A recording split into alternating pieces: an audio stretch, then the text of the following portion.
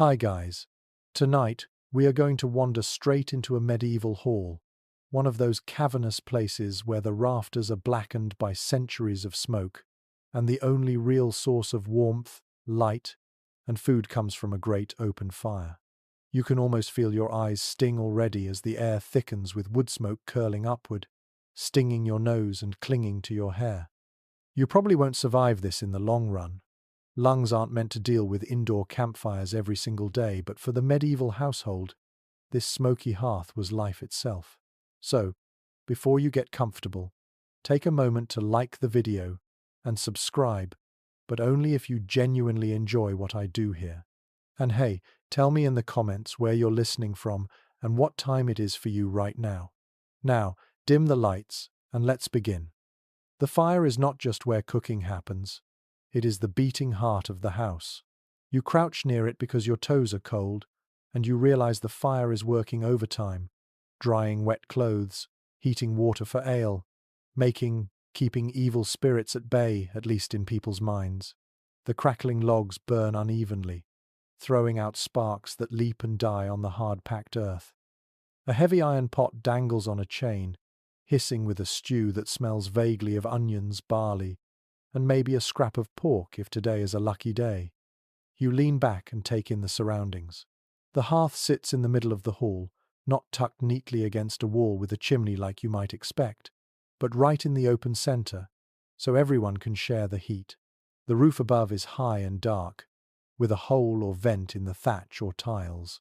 Smoke is supposed to rise and slip out of that opening, but most of it drifts sideways, filling the hall with a permanent grey haze. Historians still argue whether medieval folks actually got used to breathing this, or if they just endured it because what other choice did they have? Imagine cooking dinner every night with watery eyes, coughing at the soot, yet still smiling because at least you have fire.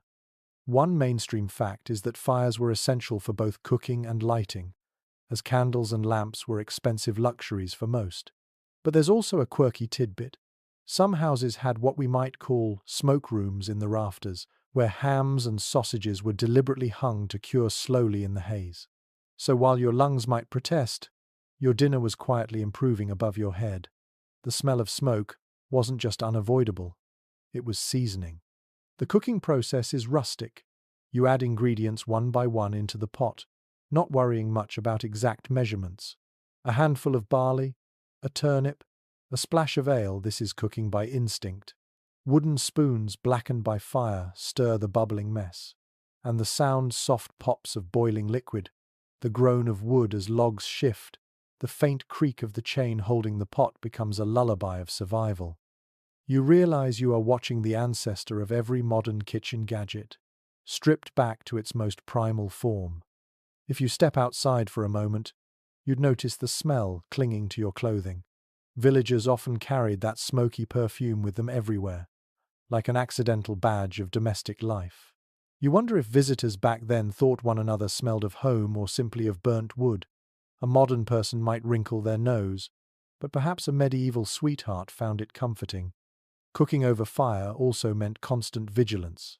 Embers had to be banked carefully overnight so they wouldn't die, because relighting from scratch was a pain. No matches, no lighters, only flint and stubbornness. So families tended to guard those glowing coals as though they were treasure. If a neighbor's hearth went out, borrowing fire from next door was not just neighborly, it was survival.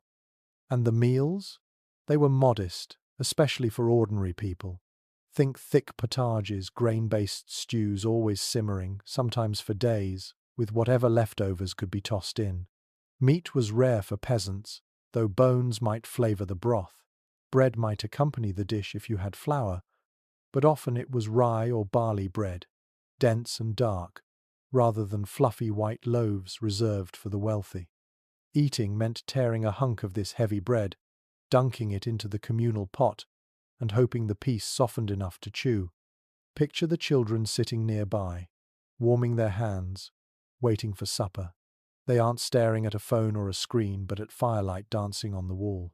The hall fills with the chatter of daily life, the crackle of flames, and the ever-present smell of wood smoke and food mingling together. And yes, your hair will smell like campfire tomorrow, But in this world, no one minds. What's striking is how much this hearth did beyond cooking. It marked status.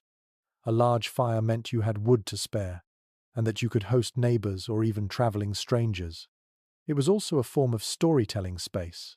Around the fire, gossip spread, songs were sung, and legends told. Fire was warmth, cooking, and community, all rolled into one. It's easy to forget that a kitchen wasn't a separate room, then it was life, right in the center of the home. You can hear the sigh of the pot as it bubbles, smell the tang of onions softened in fat, and sense that medieval people didn't just cook here, they survived here. As sparks rise toward the beams, you glance upward and see shadows shifting, flickering, and suddenly the whole hall feels alive. Fire paints your world orange and black, and the medieval cook's world was no different. It's strange to realize how modern kitchens, with all their clean counters and white tiles, are sterile descendants of this smoky, chaotic heart. Yet the comfort of food simmering, the togetherness of sharing a meal, remains the same. From here, the story will wander further into the smoky homes of the past, where not even chimneys could quite tame the fire. You're still blinking against the sting of smoke, but tonight you shift your gaze upward, trying to figure out how medieval people even tolerated such conditions. Cooking without chimneys, this is the next challenge you face, and it's not a small one. You rub your eyes, cough into your sleeve, and wonder how anyone could stand to eat in the same room where the ceiling dripped with soot and the air felt heavy like fog. The houses you wander into are modest, built of timber and daub, with thatched roofs and tiny windows that barely let in light. There is no graceful brick chimney pulling smoke away, no clever system to keep the air clean. Instead, the hearth sits open in the middle of the floor, its fire glowing bravely, while the smoke is supposed to drift upward toward a hole cut into the thatch. Sometimes it escapes, sometimes it doesn't. On bad days, smoke lingers like an uninvited guest, forcing you to crouch low, close to the ground, where the air is clearer.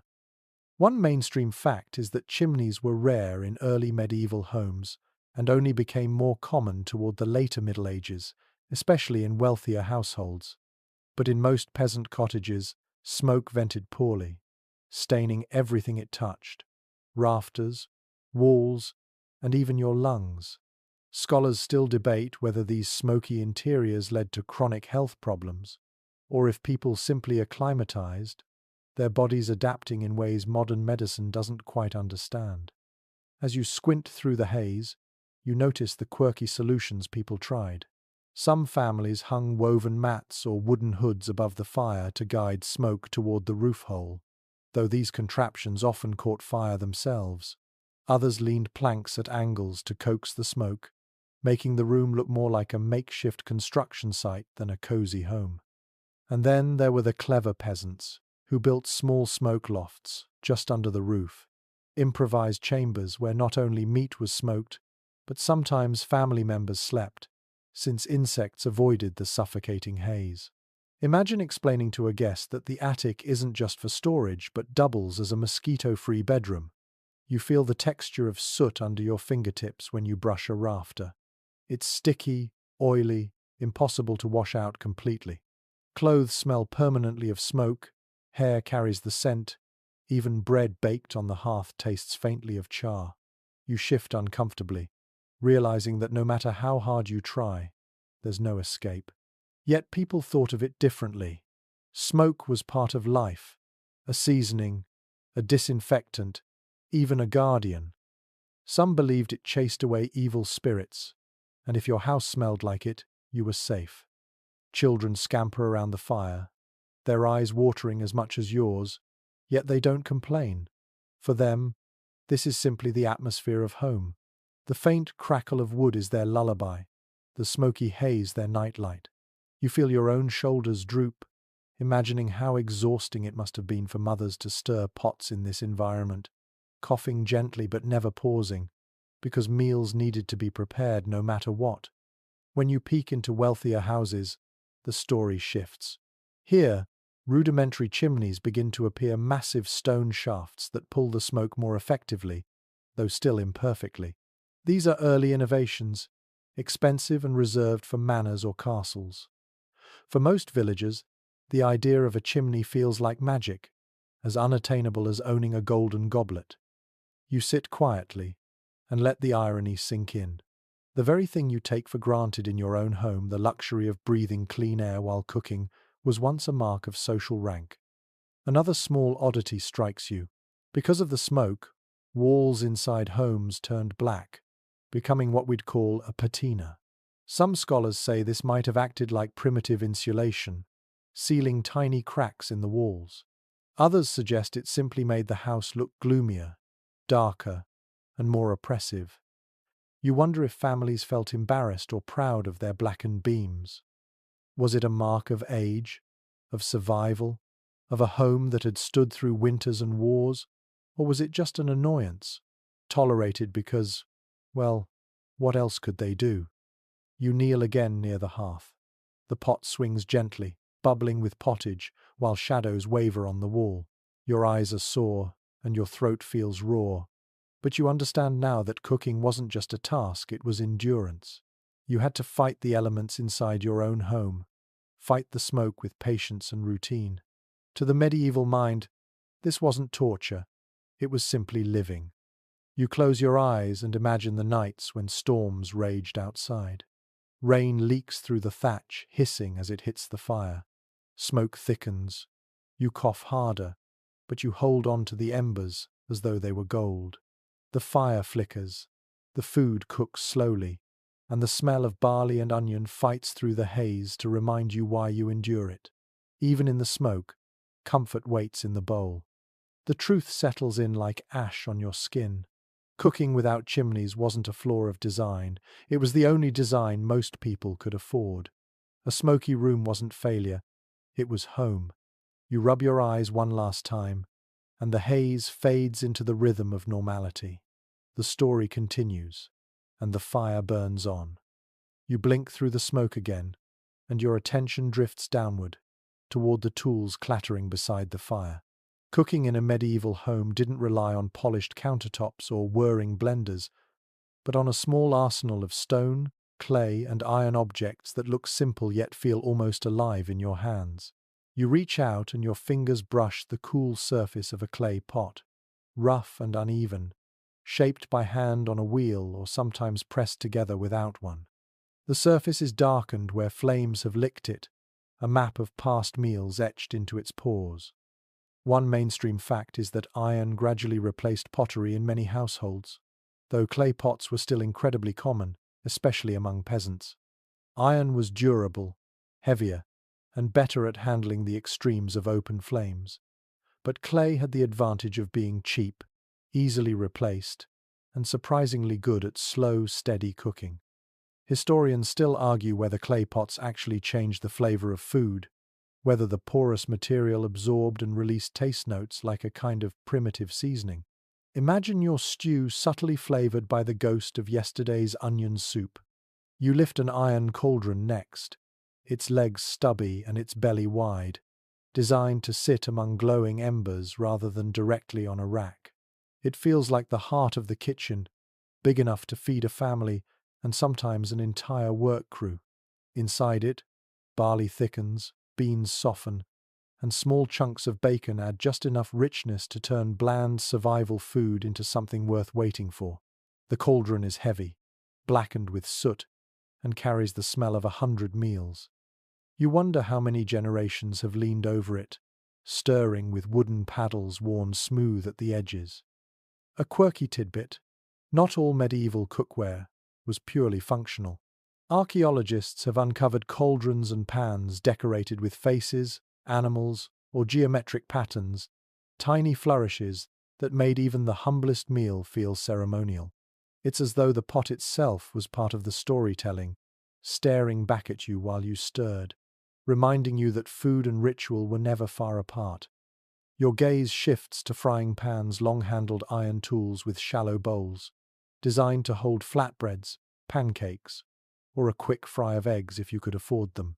These pans had handles so long that they could be held from a safer distance, a clear reminder that fire wasn't tamed but wrestled with. The hiss of fat hitting the pan fills the hall with a satisfying crackle, and suddenly you realize that medieval ears, too, delighted in the music of cooking. Stone mortars and pestles sit nearby, essential for grinding herbs, mustard seeds, and nuts.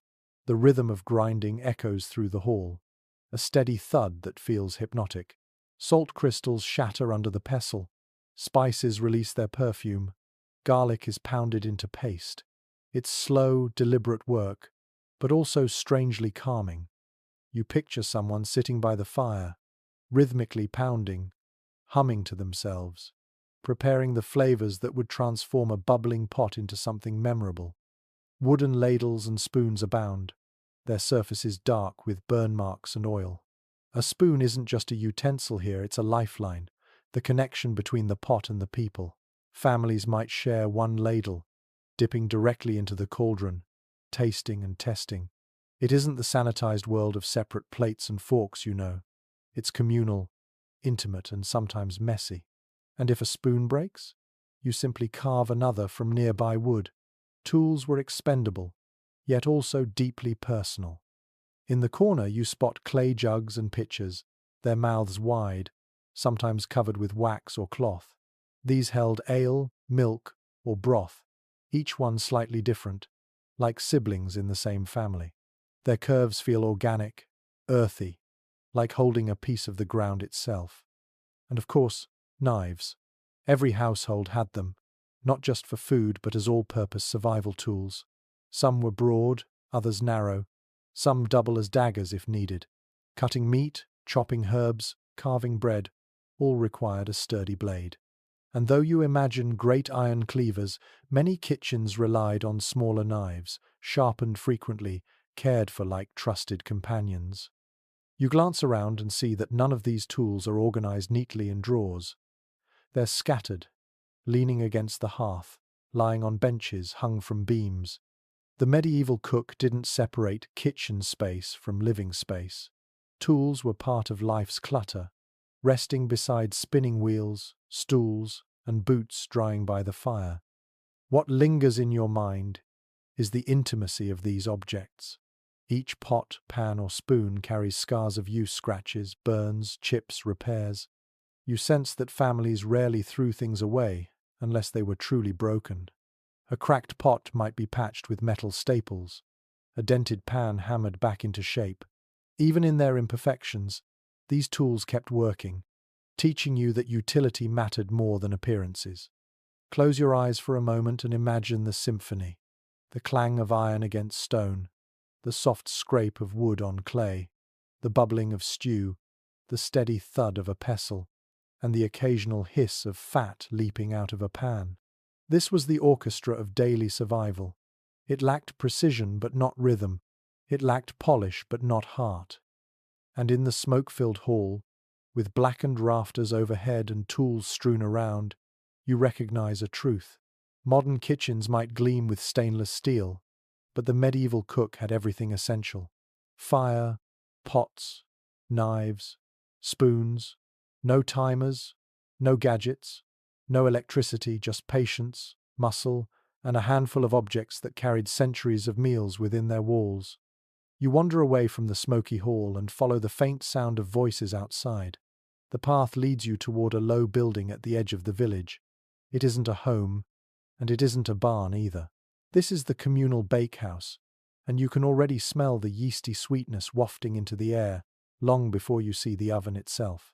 Imagine a great domed structure, brick or clay, glowing with the heat of an earlier fire, its walls so hot that they radiate warmth like the sun itself. Here is where bread, the backbone of medieval diets, is truly born. One mainstream fact is that many villages in medieval Europe shared these bakehouses rather than having private ovens in each home. Wood was costly, ovens took skill to build, and the danger of fire was always present. So it made sense to centralize the work. Families would knead dough in their cottages, then carry the loaves wrapped in cloth or nestled in baskets down to the bakehouse, each loaf carefully marked with a distinctive slash or symbol. That way, when dozens of loaves came tumbling out of the oven, no one mixed up their neighbor's dinner. The scene you stumble upon is lively. Villagers line up with their dough, children tugging at skirts, dogs sniffing at the baskets. The bakehouse keeper, sometimes a woman, sometimes a man, keeps watch like a conductor over an orchestra, sliding loaves in with a long wooden peel. Sparks leap as the bread meets the glowing surface. You hear the hiss, smell the crust forming, and suddenly you realize you are standing in a chorus of appetites, everyone waiting for the same miracle: golden bread. And yet, there's a quirky tidbit. Not all communal ovens were free. In many towns, lords or abbeys owned them, charging villagers a fee to use them, sometimes in coin, sometimes in a portion of the loaf. Imagine kneading bread only to watch a chunk of it vanish into someone else's hands before you even get a bite. The oven was as much about control and economy as it was about food. Scholars still discuss whether this system helped communities bond or created tension. On one hand, the bakehouse was a hub of gossip, a place to share news while waiting for loaves to bake. On the other, resentments surely bubbled when fees were high, or when the oven master favored one family over another. You wonder how many rumors about neighbors were born right here, whispered between yawns as smoke drifted lazily from the chimney. You kneel beside a basket and peek under the cloth. The dough is rustic, heavy with rye or barley, darker than the fluffy loaves you know. White bread, made from fine wheat flour, was rare and expensive, reserved mostly for nobility and monasteries. For peasants, bread was dense, chewy, sometimes gritty with bits of husk or sand from rough milling. Bite into it and you'd taste not just grain but also the grindstone itself. Yet this bread was life-filling, dependable, and far more sustaining than thin stews alone. The process itself is almost ceremonial. Once the oven is blazing hot, the fire is scraped out, leaving embers glowing on the ground. The floor of the oven is swept clean with a damp mop of rags or even leafy branches. Then the dough slides in, the heavy door is shut, and time itself slows. Families wait outside, leaning on baskets, trading stories. You hear laughter, groans about taxes, talk of weather, of who owes whom a debt. This isn't just baking, it's community theatre. When the loaves emerge, the smell is heavenly. Crusts crackle, releasing a steamy sweetness. Children cheer, adults smile, and suddenly the whole village feels lifted by something as simple as bread. You imagine tearing off a piece while it's still too hot, burning your fingers but not caring, because this is warmth you can eat. A final odd note: stale bread wasn't wasted. In fact, it had a second life. Thick slabs of yesterday's loaf became trenchers, edible plates that soaked up stew and grease before being eaten or tossed to the dogs. Bread wasn't just food, it was also furniture, tableware, and sponge. No wonder medieval people revered it. As you step back from the bakehouse, the smell lingers, clinging to your clothes, sweeter than smoke, yet just as permanent. You realize the oven wasn't only a machine for bread, it was a machine for community, keeping the rhythm of village life steady as each week rolled on. And as the crowd drifts homeward, carrying their loaves, you follow, already hungry for the next story. You return to the manor hall, this time drawn not to the hearth itself, but to the curious contraption turning slowly before the fire.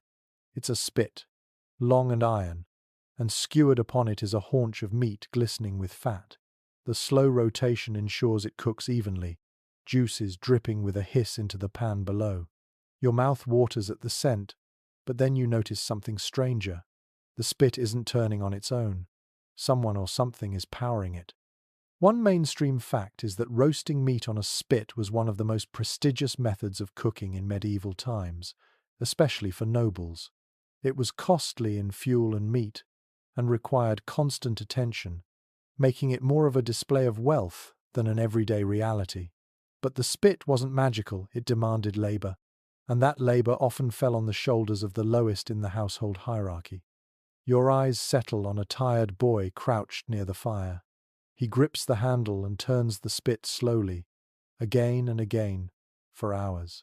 His cheeks are flushed from the heat, his eyes glazed with boredom, but he dares not stop. If he slows, the Lord's dinner might burn. These children were often called turnspit boys, and their lives were monotonous, filled with endless circles of a handle. It's a sobering sight, realizing that a feast's grandeur rested on the exhaustion of a child. Historians still argue whether these boys were truly bonded servants, apprentices, or simply expendable children from poor families, hired for a pittance and discarded when they grew too tall to crouch. Yet here comes the quirky tidbit: not all spits were turned by humans. In some households, especially later on, small dogs were bred specifically for the task. These turn-spit dogs ran inside wooden treadmills or wheels mounted near the hearth, their tiny paws propelling the spit forward like furry engines. The sight must have been both comical and sad, panting animals powering roasts while noble guests laughed and drank nearby. Some accounts even say the dogs were swapped out like cogs, one replaced by another when it grew tired. Imagine the barking chorus echoing through a smoky kitchen.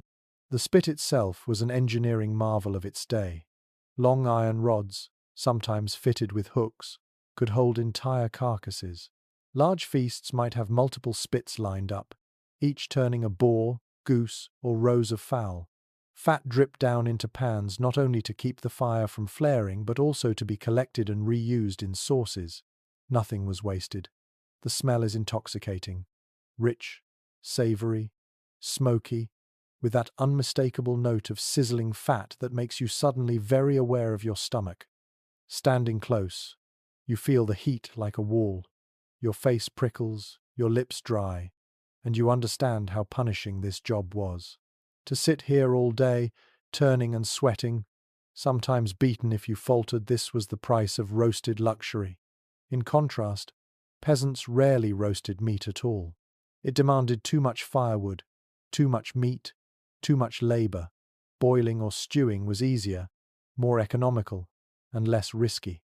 So, the spit roast became a symbol. To roast meant you had means. You lean closer and notice the rhythmic squeak of the spit as it turns, the groan of the wheel, the occasional pop as fat strikes flame. It's hypnotic, almost mesmerizing, but you can't ignore the human cost. You glance at the boy again, his hands reddened by heat, and wonder if he dreams of escape, or if this task feels as natural to him as breathing. The guests in the hall, of course, see none of this. They will only see the roast arriving on a platter, glistening, carved into neat slices by a carver in livery. They'll marvel at the tenderness, the flavor, never sparing a thought for the boy or the dog who made it possible. The spit hides its labor in plain sight. Even the design of halls reflected the importance of roasting. Large fireplaces were often built to accommodate multiple spits, and some castles eventually installed mechanical spit turners powered by weights or even water wheels. But those came later. For much of the Middle Ages, it was flesh and bone, human or canine, that kept the roast spinning. You close your eyes and let the sound wash over you. The crackle of fire, the squeak of the wheel, the soft sigh of fat dripping into pans.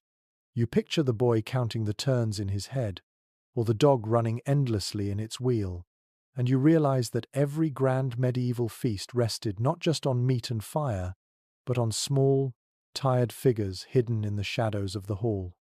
The roast still spins behind you, but tonight you turn your eyes toward the quieter pots simmering nearby. Because as impressive as spits and haunches of venison might be, the truth is that most medieval meals weren't roasted. They were boiled, stewed, or simmered until every ingredient surrendered itself to the broth. You crouch low again, staring into a cauldron where steam curls lazily upward, carrying the scent of barley, cabbage, and maybe a stray bone if fortune has smiled. One mainstream fact is that the staple dish of medieval Europe was the pottage, a kind of thick soup or stew that could range from watery gruel for peasants to rich, meaty broths for nobles. The word itself became synonymous with daily food, so much so that English law even mentioned bread and pottage as a basic right in some contexts. You dip a wooden spoon into the bubbling mass and realize this is the ancestor of almost every comfort food you know today. A quirky tidbit: some households kept a perpetual stew, never fully emptying the pot, but topping it up with fresh ingredients day after day. The flavor deepened endlessly, a living recipe that aged like wine but with more onions. You can picture someone proudly declaring that their pot had been simmering since last winter. An odd boast, but one that carried real weight. Who needs a family heirloom when you can taste a family tradition in every ladle?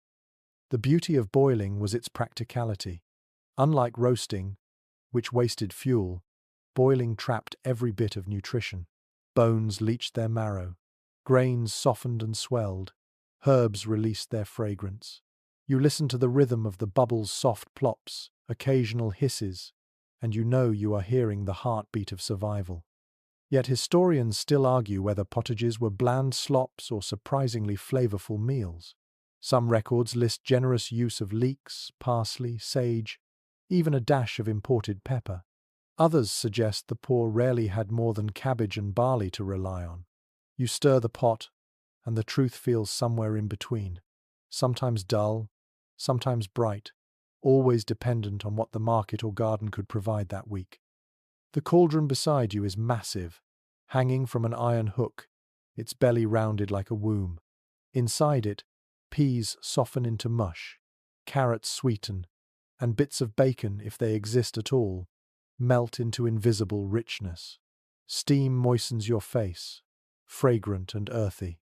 Children dip crusts of bread to thicken the stew, turning a meager portion into something filling.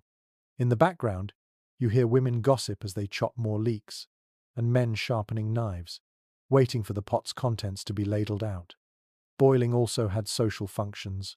Shared cauldrons meant shared meals, and eating from the same pot reinforced community ties. Imagine 3 or 4 spoons dipping in at once, slurping, laughing, arguing, all while leaning close to the same hearth. Cleanliness wasn't the point, togetherness was. You can almost feel the heat of elbows brushing, the splash of broth spilling over onto the floor, and the unbothered way everyone continues as though nothing happened.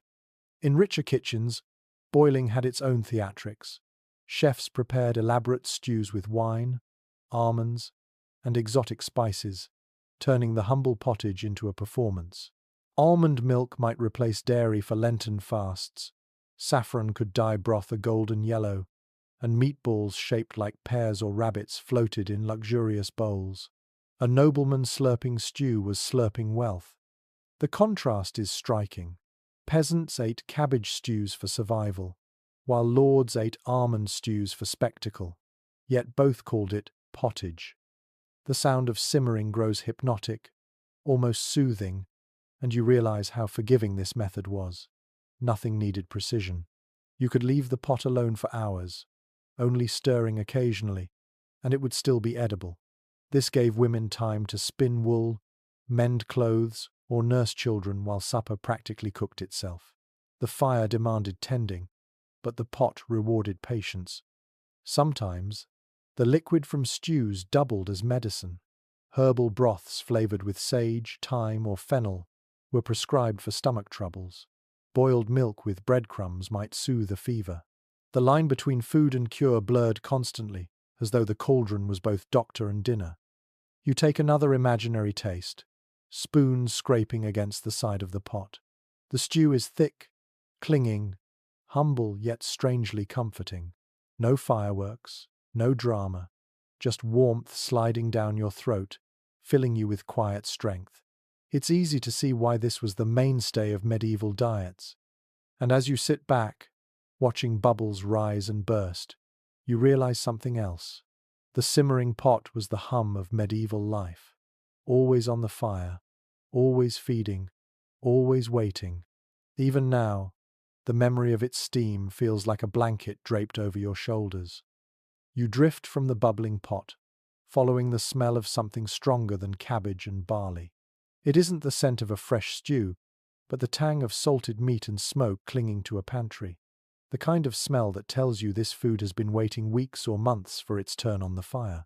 In a world without refrigerators, people had to be clever. Meat, fish, even vegetables were coaxed into lasting longer through salt, smoke, and barrels brimming with brine. Tonight, you are going to step inside one of those storerooms and see how much survival depended on the art of preservation. One firmly recorded detail is that salt was the cornerstone of medieval preservation. Salt mines, in places like Salzburg or the salt pans along the coast, were as valuable as gold, because they could keep food edible long past its natural life. Without it, villages would starve in winter, when fresh harvests and animals were scarce. Meat rubbed with heavy crusts of salt hardened into something nearly unrecognizable, but once soaked and boiled, it returned to usefulness. Entire economies were built around this mineral, and families hoarded it as though it were treasure. There's also a curious note here. Salt fish wasn't just a backup plan, it was an obsession. Huge barrels of salted herring traveled across Europe, feeding towns hundreds of miles inland. People spoke of the North Sea as though it were a pantry itself, endlessly supplying fish that could be packed into casks and traded for grain, wool, or even spices. You picture a cart creaking into town, its barrels smelling strongly enough to alert your nose before your eyes spot it. For peasants, this was the taste of Friday dinners, church-mandated fast days, and winter survival all in one. But opinions continue to differ among scholars about how pleasant or miserable these preserved foods really were. Was salted beef just a chewy necessity, endured with a grimace? Or did families grow genuinely fond of its flavor, seasoning it with herbs to soften the harshness? Some records suggest wealthy households prized smoked hams and salted eels, even serving them at feasts. Others describe common folk complaining that their winter diet was a monotonous cycle of barrel meat and stale bread. As you lean against a wooden cask, you can almost taste both realities: the comfort of having food at all, and the boredom of chewing the same tough slice night after night. You reach out and lift the lid on a barrel. Inside, slabs of pork float in brine, pale and slick, pressed down with heavy stones to keep them submerged. The smell is sharp, nose-wrinkling, but also reassuring. That barrel is a promise that your family won't go hungry in February. Next to it, strings of smoked sausages hang from beams, their skins wrinkled, darkened by weeks of absorbing smoke. Every time the fire burned in the hearth, food could be suspended above it, quietly transforming into something that would last. It wasn't only meat.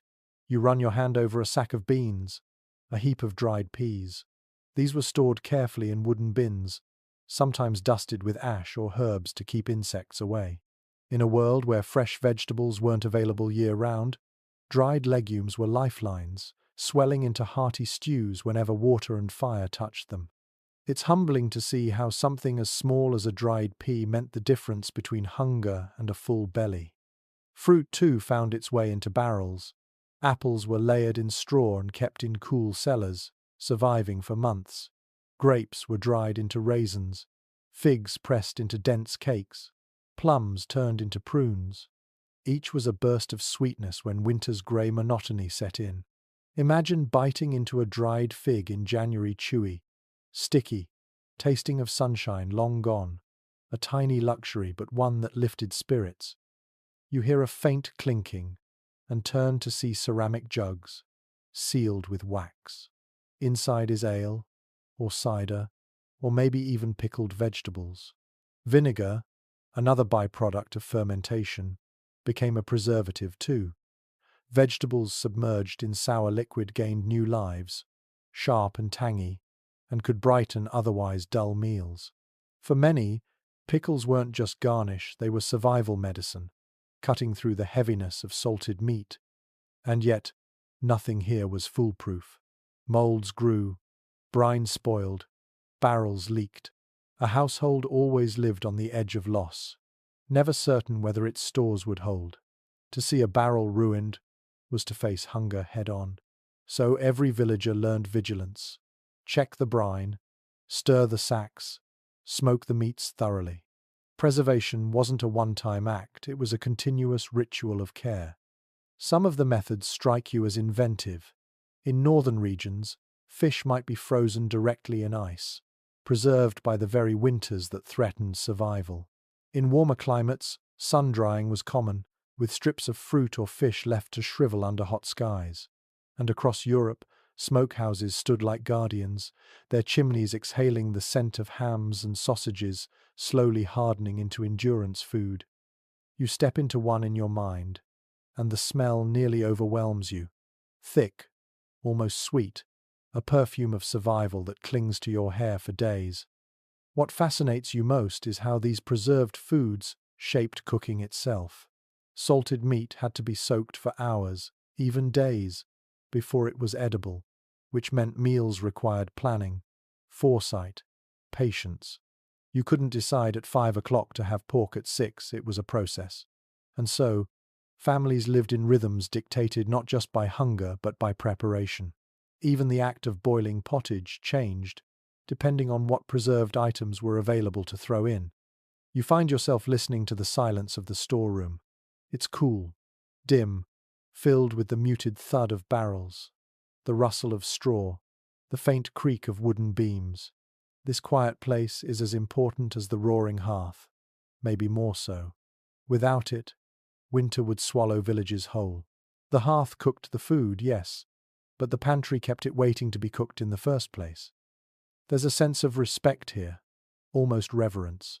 Every salted fish, every smoked ham, every jar of beans carried the weight of survival. They weren't luxuries, but they were security. And you can imagine the relief of a mother pulling a string of sausages from the rafters on a bleak January evening, knowing her children would eat tonight.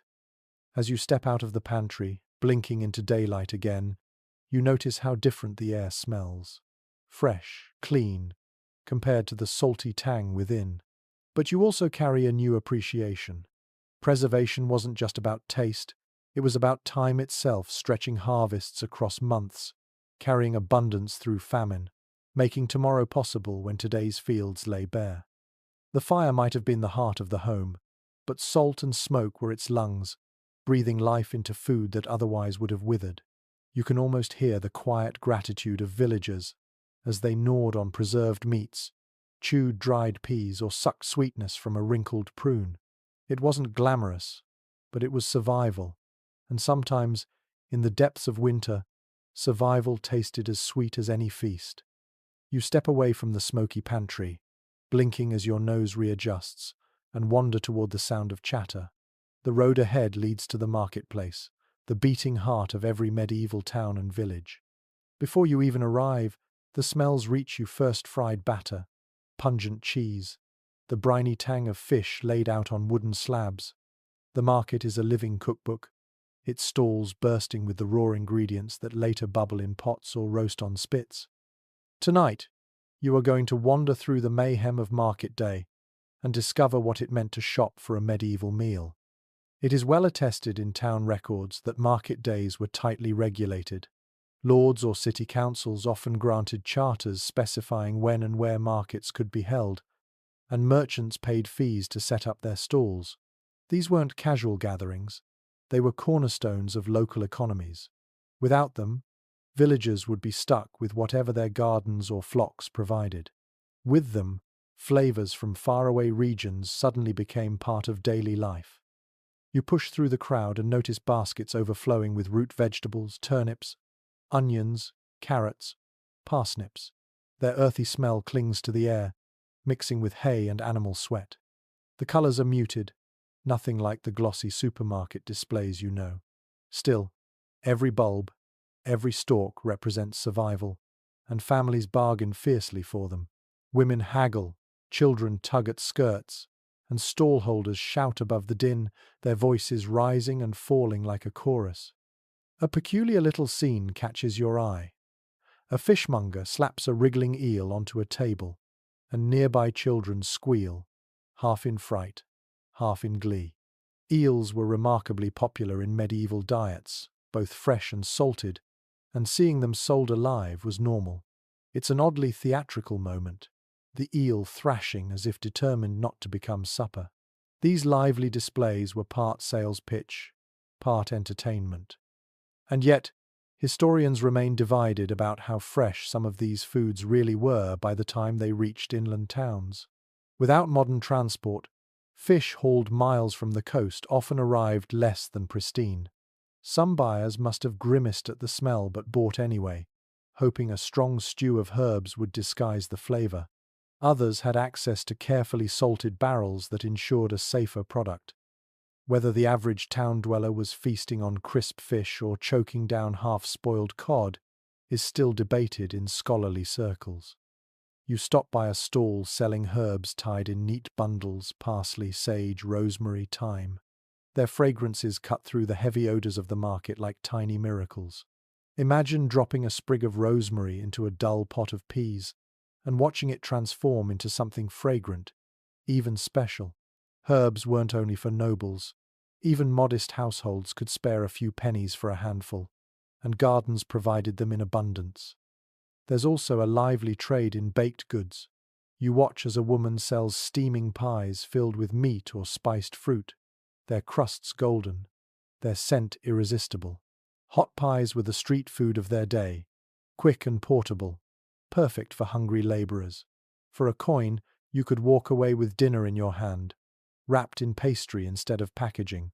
The sight makes you think of modern fast food, but somehow more honest, everything visible, nothing hidden behind neon signs.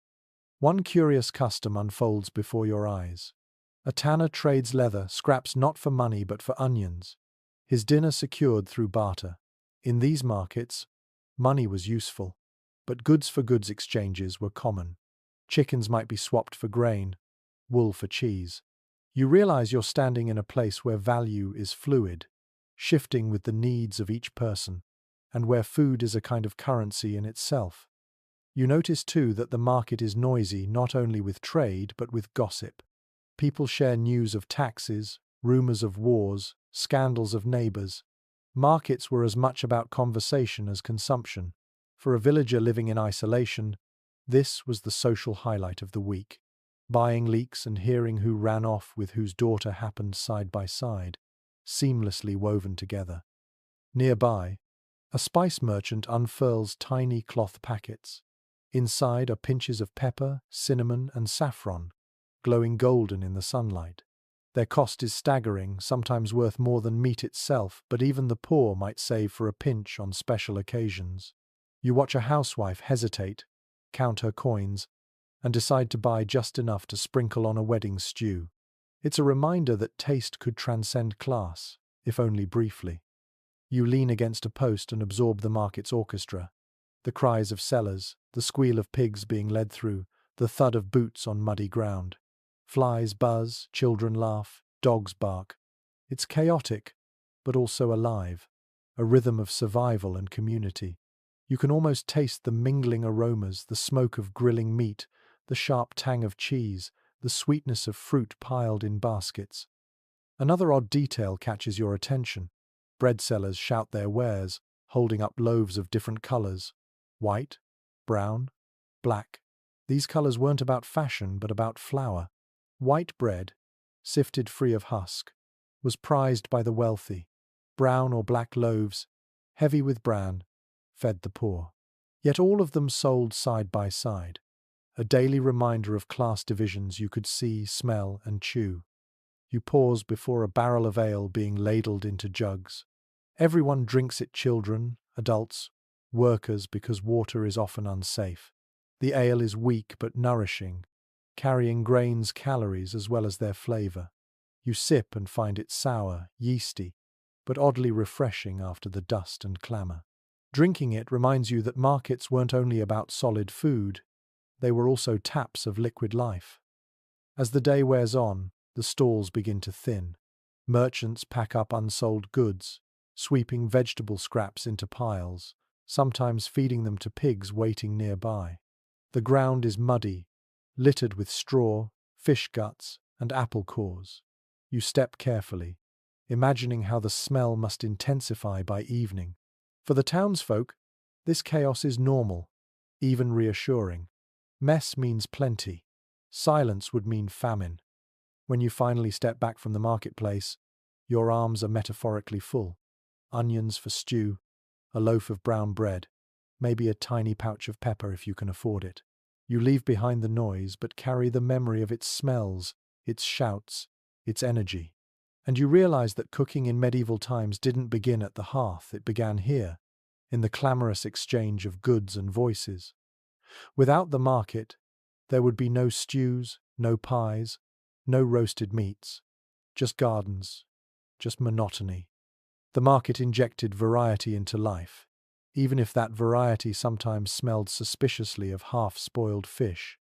The road away from the stalls grows quieter, and the sounds fade behind you. But you can still hear echoes the clatter of coins, the cry of fresh eels, and you understand that these markets weren't just about eating. They were about living, connecting, gossiping, surviving together. And in that noisy exchange, medieval cooking began to take shape long before the first pot was ever stirred. You step away from the crowded market square and into a quieter corner of the village, where the air smells different, less of fried batter and fish, more of damp earth and crushed green leaves. Here, you find the gardens that kept medieval kitchens alive, long after the market stalls closed. Every cottage, if it had even a scrap of soil, boasted a patch of cultivated plants. They weren't landscaped or decorative, not the kind of gardens designed to impress, but practical jungles of herbs, leeks, onions, and sturdy greens that could withstand neglect and frost. It's documented in monastic records and household accounts that these gardens were indispensable. Without them, meals would be bland repetitions of boiled grain. With them, even the humblest pot of pottage could sing with onion sharpness, leek sweetness, or the faint peppery bite of mustard leaves. You kneel down, running your fingers through the damp soil, and it feels like you're touching the hidden backbone of medieval cuisine. A charming little quirk emerges when you peer closer. Many of these gardens doubled as medicine cabinets. Parsley wasn't only sprinkled into broth, it was chewed to freshen breath or steeped in teas to ease stomach aches. Sage, thyme, and fennel weren't just culinary afterthoughts, they were cures. Families planted them in neat rows beside food crops, blurring the line between supper and healing. You picture a housewife plucking mint to season lamb and, in the same motion, drying sprigs to soothe coughs in winter. Experts remain divided on how varied these gardens actually were. Some argue that most peasant plots offered little beyond onions, cabbages, and leeks, with variety reserved for wealthier households. Others point to evidence of peasants tending surprisingly complex herb patches, including dill, chives, and even exotic plants introduced by monks. You tilt your head, imagining both scenes, one garden sparse and humble, another buzzing with herbs fragrant enough to rival a modern kitchen. The truth probably lay somewhere in between, shifting from village to village. You stand before a row of leeks. Their long green stalks are sturdy, resilient against cold weather, and endlessly versatile. Chopped into stews, boiled on their own, or even wrapped in pastry for wealthier tables, leeks were beloved.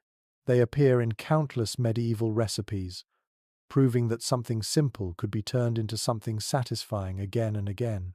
Nearby, cabbages sit heavy and round, their outer leaves streaked with dirt. To you, they look ordinary, but to medieval cooks, they were treasure cheap, filling, and capable of stretching thin soups into something hearty. As you crouch closer, you hear the faint buzzing of bees hovering over blossoms. The garden isn't just about food for humans, it's an ecosystem. Herbs like thyme and sage attract insects, helping pollination. Children play nearby, their fingers sticky from pulling up carrots, nibbling them raw despite the soil clinging to the roots. The air hums with quiet domestic life, far removed from the clamour of the market. You notice, too, the deliberate placement of plants. Tall herbs at the back, short leafy greens at the front, all carefully organised so that nothing shades out its neighbour. It isn't a random scatter, but a thoughtful system passed down through generations. Even the paths between beds are narrow, just wide enough for one person to shuffle sideways with a basket. Efficiency over elegance. Another curious custom appears when you see marigolds blooming along the garden edges. These weren't purely ornamental. Their petals were plucked and added to soups for colour, mimicking saffron at a fraction of the cost. Imagine sprinkling marigold petals into a bland broth and watching it glow golden, fooling guests into thinking the dish was richer than it was. A splash of beauty, a dash of deception. In wealthier households and monasteries, gardens expanded into miniature farms. Monks cultivated not only the usual onions and leeks but also rows of herbs for brewing medicinal syrups. They kept records of which plants thrived and shared cuttings with travelers, spreading flavors across Europe. A monastery garden might include exotic plants like coriander or even early versions of lettuce, luxuries compared to a peasant's cabbage patch. The soundscape here is soothing compared to the market. You hear chickens scratching at the dirt for worms, the soft rustle of leaves in the breeze, the occasional plop as a gardener pulls up a beetroot. You can almost taste the sharpness of fresh sorrel leaves on your tongue, lemony and bright. If the hearth was smoky chaos, the garden is quiet abundance. Yet the garden wasn't infallible. Droughts, frosts, or pests could wipe out crops in a single season. Families depended on these patches, and when they failed, hunger crept in quickly. You imagine the worry etched into a mother's face as she surveys withered plants, knowing the pottage will be thinner this winter. The fragility of survival is written in the soil itself. Still, when gardens thrived, they were lifelines. Herbs transformed plain grains into meals worth eating. Greens provided vitamins, unknowingly guarding against sickness. And every plant represented control in an uncertain world. You pick up a sprig of thyme, crush it between your fingers, and inhale. The smell is sharp, earthy, unforgettable. You realize this scent is the signature of medieval kitchens. Fresh, resilient, simple. As dusk falls, villagers bend over their plots, pulling weeds, watering with buckets, tying herbs into bundles to hang in rafters. Smoke from the hearths mingles with the fresh, green perfume of the gardens, creating a scent both homely and enduring. You step back onto the path and glance once more at the rows of leeks, the marigolds glowing faintly in the fading light. And you understand that these gardens weren't merely side projects. They were as essential as the fire itself, shaping not just meals but health, community, and the rhythm of everyday life. You leave the quiet village gardens behind and follow a caravan road stretching toward the horizon. The air changes less earthy, more exotic, carrying whispers of distant lands. Tonight, your journey takes you into the world of medieval spices, those tiny flecks of color and scent that transformed kitchens and reshaped economies. To modern eyes, a pinch of pepper is an afterthought. In the Middle Ages, it was treasure, carried across deserts and oceans, guarded like jewels, and sprinkled onto dishes as both flavor and status symbol. It's firmly established in trade records that pepper was the most common imported spice, flowing steadily from India into Europe. Merchants measured it out by the pound, and in some cases, rent could even be paid in peppercorns. Imagine a landlord accepting not coins, but a sack of tiny black beads, worth their weight many times over. The black dots in your grinder today were once counted one by one, guarded fiercely in chests. But there's a delightful oddity. Medieval people loved spices so much they often used them in ways that seem bizarre now. Recipes called for cinnamon in meat pies, ginger in sauces for fish, and sugar still considered a spice, then sprinkled over roasted meats. To them, the blend of sweet and savory was thrilling, not strange. You picture a noble guest smiling with delight as he bites into venison sweetened with honey and cinnamon, flavors colliding in a way your modern tongue might hesitate to enjoy. Researchers remain divided over whether ordinary villagers ever tasted these treasures. Some argue that pepper and saffron were firmly locked behind the doors of nobility and monasteries, while others suggest that tiny amounts trickled down through markets, letting even peasants buy a pinch for weddings or feast days. The truth might be in between. Most peasants probably lived spice-free lives, but on rare occasions, a stew could sparkle with a whisper of something foreign. You arrive at the stall of a spice merchant in a bustling town. His table is modest in size but staggering in value. Small wooden boxes hold pepper, ginger, cloves, cinnamon, nutmeg, and saffron threads glowing golden like threads of fire. Each box is opened sparingly, the aromas wafting out and sending your senses spinning. He speaks proudly of caravans crossing deserts, of camels trudging through sandstorms, of ships braving storms to bring these miracles here. Buying from him isn't just purchasing flavor, it's buying into a story of adventure. Saffron, in particular, dazzles you. Its strands are so light they weigh almost nothing, yet they cost more than gold by the ounce. To stretch it further, some merchants cheated, dyeing other plants yellow and mixing them in. Buyers had to squint carefully, hoping they weren't tricked. Imagine the frustration of spending half a year's wages only to discover your saffron was a fraud. Still, saffron's vivid color transformed soups and sauces, making them glow like liquid sunshine, a theatrical effect as prized as the taste itself. Cloves and nutmeg came from far-off islands, so remote that Europeans barely knew where they were. To taste them was to taste mystery. A noble might serve spiced wine, steaming and fragrant, as proof of wealth and sophistication. Guests would sip and nod approvingly, never asking how many sailors had died along the way to bring those spices into the cup. And sugar, yes, sugar wasn't yet the everyday sweetener, you know.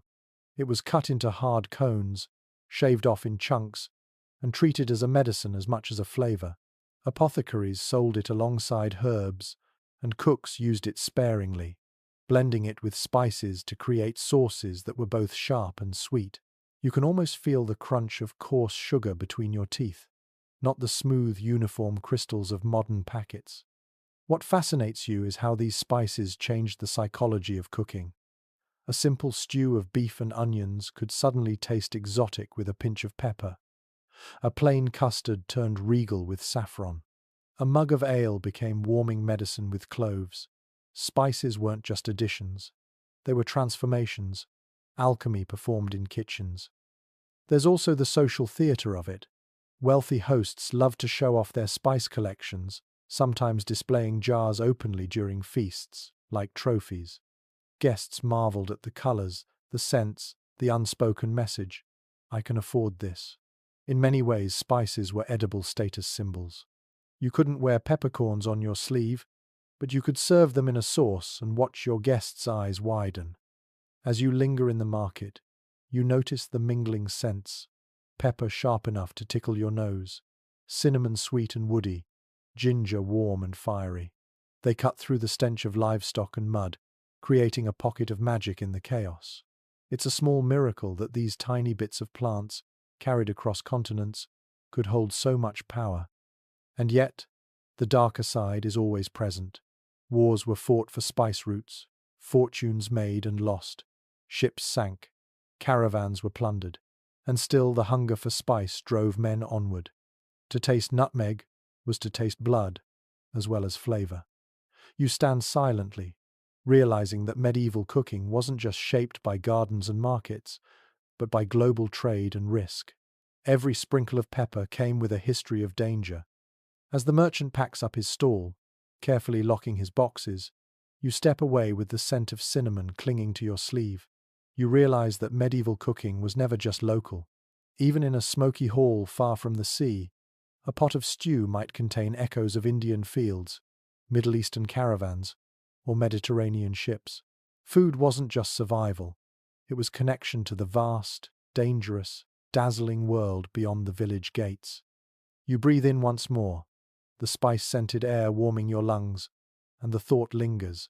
In a world of monotony, spices were both escape and performance. A handful of pepper, a thread of saffron, a dusting of ginger, each one transformed not just food but identity itself. You leave behind the gleaming boxes of saffron and cinnamon and step into a very different world, one of plain clay bowls, heavy bread, and simmering pots that never see a pinch of exotic spice. Tonight, you crouch at the hearthside of an ordinary peasant family, and for the first time you understand what cooking for the poor really meant. No feasts, no golden sauces, no sugar sculptures, just the stubborn rhythm of survival made edible. It's written plainly in manorial accounts that peasants lived on a diet dominated by grains. Barley, rye, oats. These were the backbone of daily meals. Wheat was a luxury, almost entirely reserved for the nobility, so most villagers chewed bread that was coarse, dark, and sometimes gritty from poorly milled flour. Imagine biting into a slice, only to feel tiny stones crunch between your teeth. This wasn't indulgence, it was fuel. A curious observation found in medieval cookbooks is the sheer monotony of this fare. Day after day, families ate pottage, a thick soup of grains and vegetables, occasionally flavored with a sliver of meat, if luck allowed. Some households maintained a single pot that simmered perpetually, its contents shifting with whatever scraps were available. One day cabbage, another day leeks, sometimes enriched with a bone tossed in for flavor. You dip a spoon into this bubbling mess, and the taste is simple, earthy, almost bland, but it fills the belly, and that was enough. Experts still disagree on just how meager the peasant diet truly was. Some argue it was balanced, with plenty of vegetables, dairy, and fish when fasting rules applied. Others suggest it was far harsher, with malnutrition and hunger common in bad harvest years. You sit quietly, imagining both realities, one where the stew smells comforting and plentiful, another where the pot holds little more than watery gruel. The truth likely shifted from season to season, fortune to fortune. You glance around the cottage. Children gnaw on crusts of bread softened in ale, the cheapest drink around, safer than water. A mother ladles out pottage into wooden bowls, careful to give each child something solid, not just the thin broth. Her hands are rough, her face streaked with soot, but she moves with practiced efficiency. Dinner is not a performance here, it's a routine of endurance. And yet, you notice a tiny spark of creativity. On feast days, even peasants might save for a little honey to sweeten bread, or dried fruit to brighten a stew. A handful of herbs from the garden might transform an otherwise dull pot into something fragrant. It wasn't luxury, but it was enough to remind the family that joy could still fit inside a bowl. In the corner, a small jug of milk rests, thin and slightly sour. Dairy was common in rural diets, curds, cheese, butter when possible. Not the creamy richness you expect, but modest portions stretched carefully. Cheese, hard and salty, could last months and accompany bread as a meal in itself. Imagine the relief of unwrapping a wheel in midwinter and cutting off a wedge to share. Meat was rare, but not absent. Families might keep pigs or chickens, slaughtered only when absolutely necessary. More often, bones and scraps were bought cheaply or received as payment in kind, used to flavor otherwise vegetarian meals. You watch as a bone is tossed into the pot, sizzling briefly before sinking. It gives no meat but plenty of flavor, and everyone leans closer, hoping for a ladleful that touched it. Another oddity: peasants sometimes baked loaves mixed with acorns or beans during famine years, stretching flour with whatever could be found. These breads were dense, bitter, and hardly appetizing, but they kept people alive. You imagine the grim satisfaction of chewing acorn bread, each bite a reminder of scarcity and resilience. And then there's ale. Weak, often cloudy, but nourishing enough to sustain workers through long days. Children drank it too, since water was risky. Brewing was a household task, and the smell of fermenting grain was as familiar as smoke from the fire. You sip it in your mind, sour but oddly refreshing, and realize it was as essential to survival as bread itself. The soundscape here is quieter than the noble halls. No musicians, no clatter of silverware, just the gentle slurp of children eating, the soft crackle of the hearth, the creak of wooden spoons. There is intimacy here, a closeness forged by sharing from the same pot, by surviving together. You pause and reflect. While nobles dazzled with sugar sculptures, peasants built their strength on porridge and dark bread. It wasn't glamorous, but it was steady. And perhaps, in its own way, it was healthier too. More vegetables, fewer heavy meats, more balance born of necessity. It's ironic to think that the poor may have lived longer on cabbage than the rich did on venison. As the meal winds down, bowls are scraped clean, bread crusts licked free of broth. Nothing is wasted. Leftovers are poured back into the pot to mingle with tomorrow's ingredients. The fire burns low, children grow drowsy, and the scent of cabbage and barley lingers in the room. It's humble, repetitive, even wearying, but it is life, day after day. You step outside into the night air, listening to the muffled sounds of families finishing supper in their cottages. Smoke rises from chimneys, dogs bark faintly, and somewhere a baby cries. The village is small, the meals even smaller, but you sense an unspoken truth. Though these suppers lacked saffron and sugar, they carried the warmth of survival, and perhaps even the comfort of routine.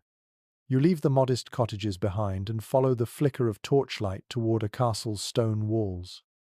Inside, the atmosphere is entirely different. Loud, crowded, extravagant. Here, cooking isn't just about filling bellies, it's about spectacle, power, and status. Tonight, you are stepping into the kitchens of the nobility, where meals are performances designed to impress guests as much as to nourish them. It's well documented in household roles and feast accounts that noble kitchens were immense operations. A great hall could host hundreds of diners, and feeding them meant teams of cooks, assistants, and servants working in concert. Fires blazed in multiple hearths, cauldrons simmered side by side, and spits turned continuously, roasting everything from venison to swans. Food wasn't prepared quietly by one pair of hands. It was a noisy, sweaty, coordinated endeavor, resembling a military campaign more than a family supper. One detail that never fails to astonish is the sheer scale of noble feasts. Records from English courts mention menus with dozens of dishes per course, roasted peacocks redressed in their feathers, pies that hid live birds inside, sugar sculptures taller than a man. These weren't just meals, they were edible theatre. You can picture the moment when a pie bursts open and doves flutter out into the hall, while musicians strike up a tune and guests gasp in delight. And then there's a strange flourish. Cooks often dyed foods with bright colors to impress diners. Red with sandalwood, green with parsley, gold with saffron. A simple custard could glow like sunlight. A sauce could shimmer emerald. To a medieval noble, a meal that didn't look dazzling wasn't worth serving. You pause, imagining guests whispering in awe as each dish arrives. A parade of colors more dazzling than the tapestries on the walls. But scholars continue to disagree about how much the nobles actually enjoyed these elaborate flavors. Some argue that the spice-heavy, sugar-laden dishes were more about status than taste, proving wealth by their sheer expense. Others suggest nobles truly developed palates attuned to sweet, savory blends, craving cinnamon in their meat pies and ginger in their fish stews. You watch a lord spear a piece of gilded meat, chew thoughtfully, and smile. It's hard to know if he loves the taste or the attention it brings him. The kitchens themselves are overwhelming. You walk through vaulted rooms filled with smoke and heat. Servants shout instructions, water hisses as it hits hot pans, dogs skitter across the floor looking for scraps. The noise of chopping, pounding, and clanging is deafening. In one corner, a cook is grinding almonds to make almond milk, a staple in noble cuisine. It's smooth, rich, and versatile, perfect for both fast days, when dairy was forbidden, and for sauces that needed elegance. In another, sugar is boiled into pastes and shaped into castles or animals, hardened into spectacles that make diners laugh before they bite. The smell is intoxicating. Roasting meats, sweet syrups, spiced sauces, fresh bread. It fills the air so thickly you almost feel drunk just breathing it in. The heat presses against your skin, sweat beads at your temples, and yet you sense the excitement. This is more than cooking, it's alchemy, conjuring prestige out of flour, meat, and imported spices. Another curious custom. In noble feasts, dishes often carried symbolic meaning. A roasted boar's head might symbolize strength, while a tower of jellies could represent wealth and control over nature. Even the arrangement of food on the table was deliberate, designed to impress visiting dignitaries. Dining was diplomacy disguised as supper, and while the nobles dined above, servants ate below. Their meals were simpler, but still far richer than peasant fare leftover meats, crusts of white bread, bowls of thick stew. The contrast was stark. Peasants outside the castle walls might eat cabbage broth, while the lord's scullions feasted on scraps more luxurious than anything a villager could dream of. You close your eyes and hear the hall above. Laughter, the clink of goblets, the shuffle of musicians' feet. You picture swan roasts glistening under candlelight, sugar sculptures gleaming like jewels, and guests whispering about who sat where, who was favoured with the choicest cut of meat. The feast is as much politics as it is pleasure. What strikes you most, though, is the fleetingness of it all. Hours of labour, fortunes spent on spices and sugar, and within an evening the food is gone, reduced to crumbs, grease stains, and full bellies. The grandeur lingers only in memory, in gossip, in the smoky rafters of the hall. Tomorrow, the cycle begins again. You step back into the night air, the castle glowing behind you, and reflect on the contrast. Peasants ate to survive, nobles ate to display. One pot of cabbage kept a family alive, one pie of gilded meat kept a lord's reputation intact. And somewhere between those extremes lay the truth of medieval cooking, a spectrum stretching from gruel to glory, with every meal carrying meaning beyond taste. You leave the grand hall where nobles gorged themselves on gilded meats, and your path leads to the church bells ringing across the fields. The sound doesn't just mark the hours, it dictates the menu, because in medieval Europe, food wasn't only shaped by markets and gardens, but also by the church calendar. Festivals and fasts punctuated the year, transforming what people cooked and ate. Tonight, you find yourself standing at the edge of a kitchen on a Friday, when the rules of the church weigh heavier than the hunger in your stomach.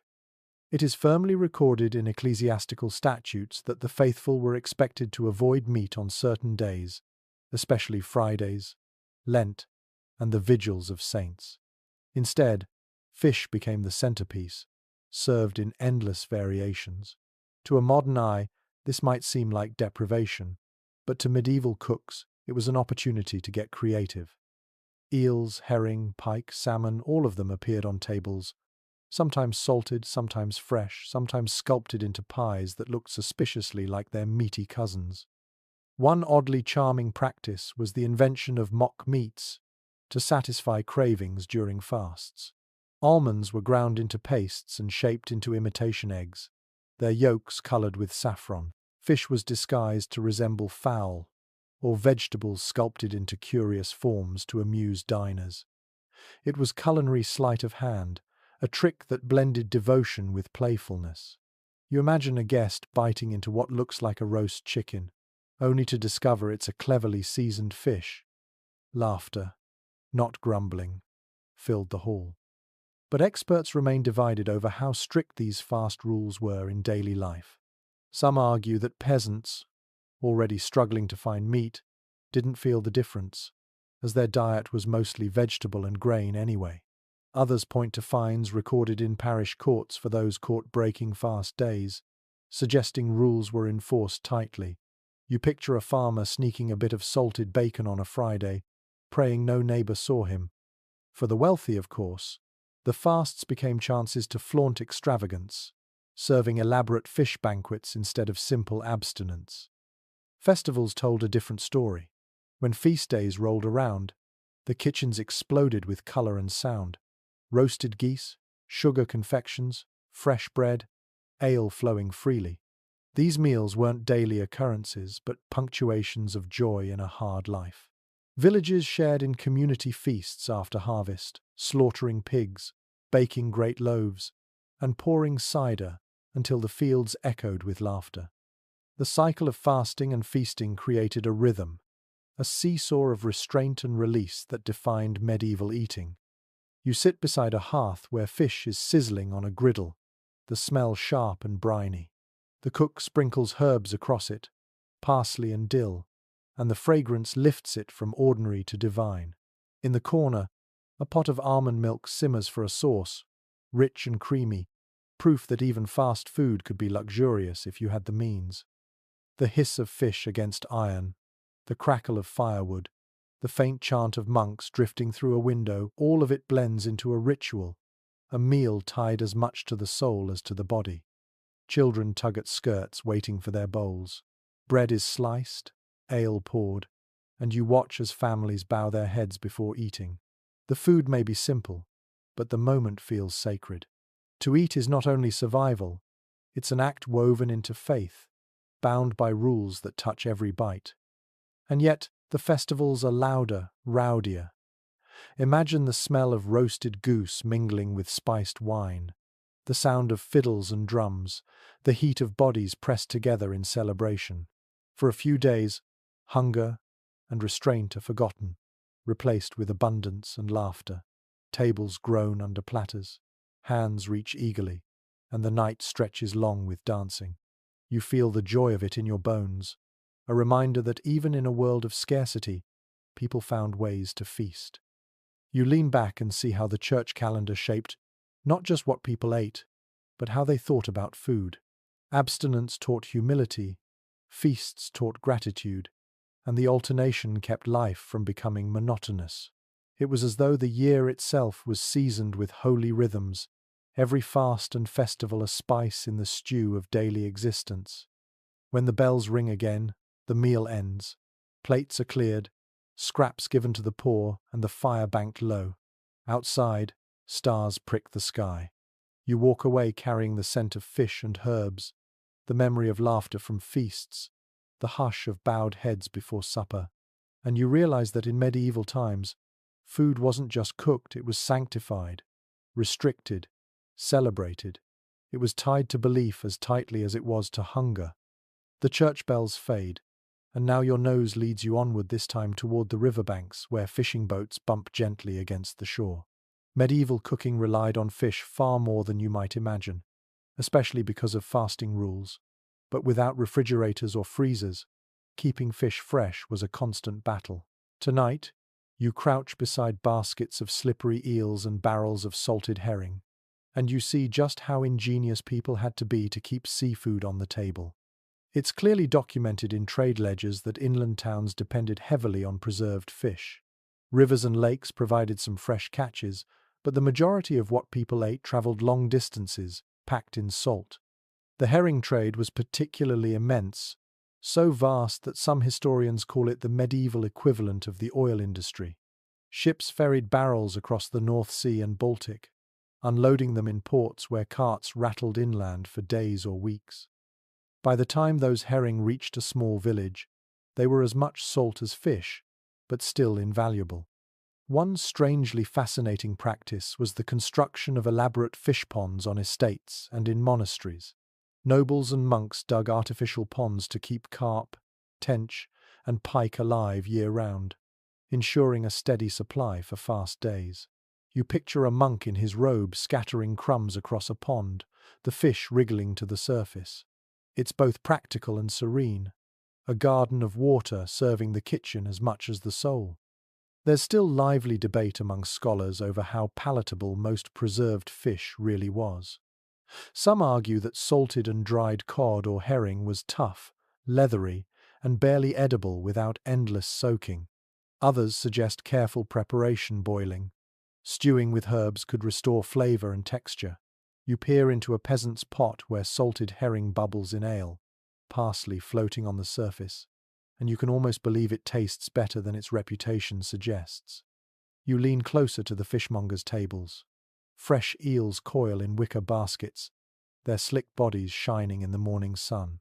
They're a delicacy in some regions, cheap in others, and endlessly versatile, fried, stewed, or baked into pies. The air hums with life. Gulls cry overhead. The river laps softly, and children squeal as they poke at wriggling fishtails. The scene is lively, messy, and unmistakably alive.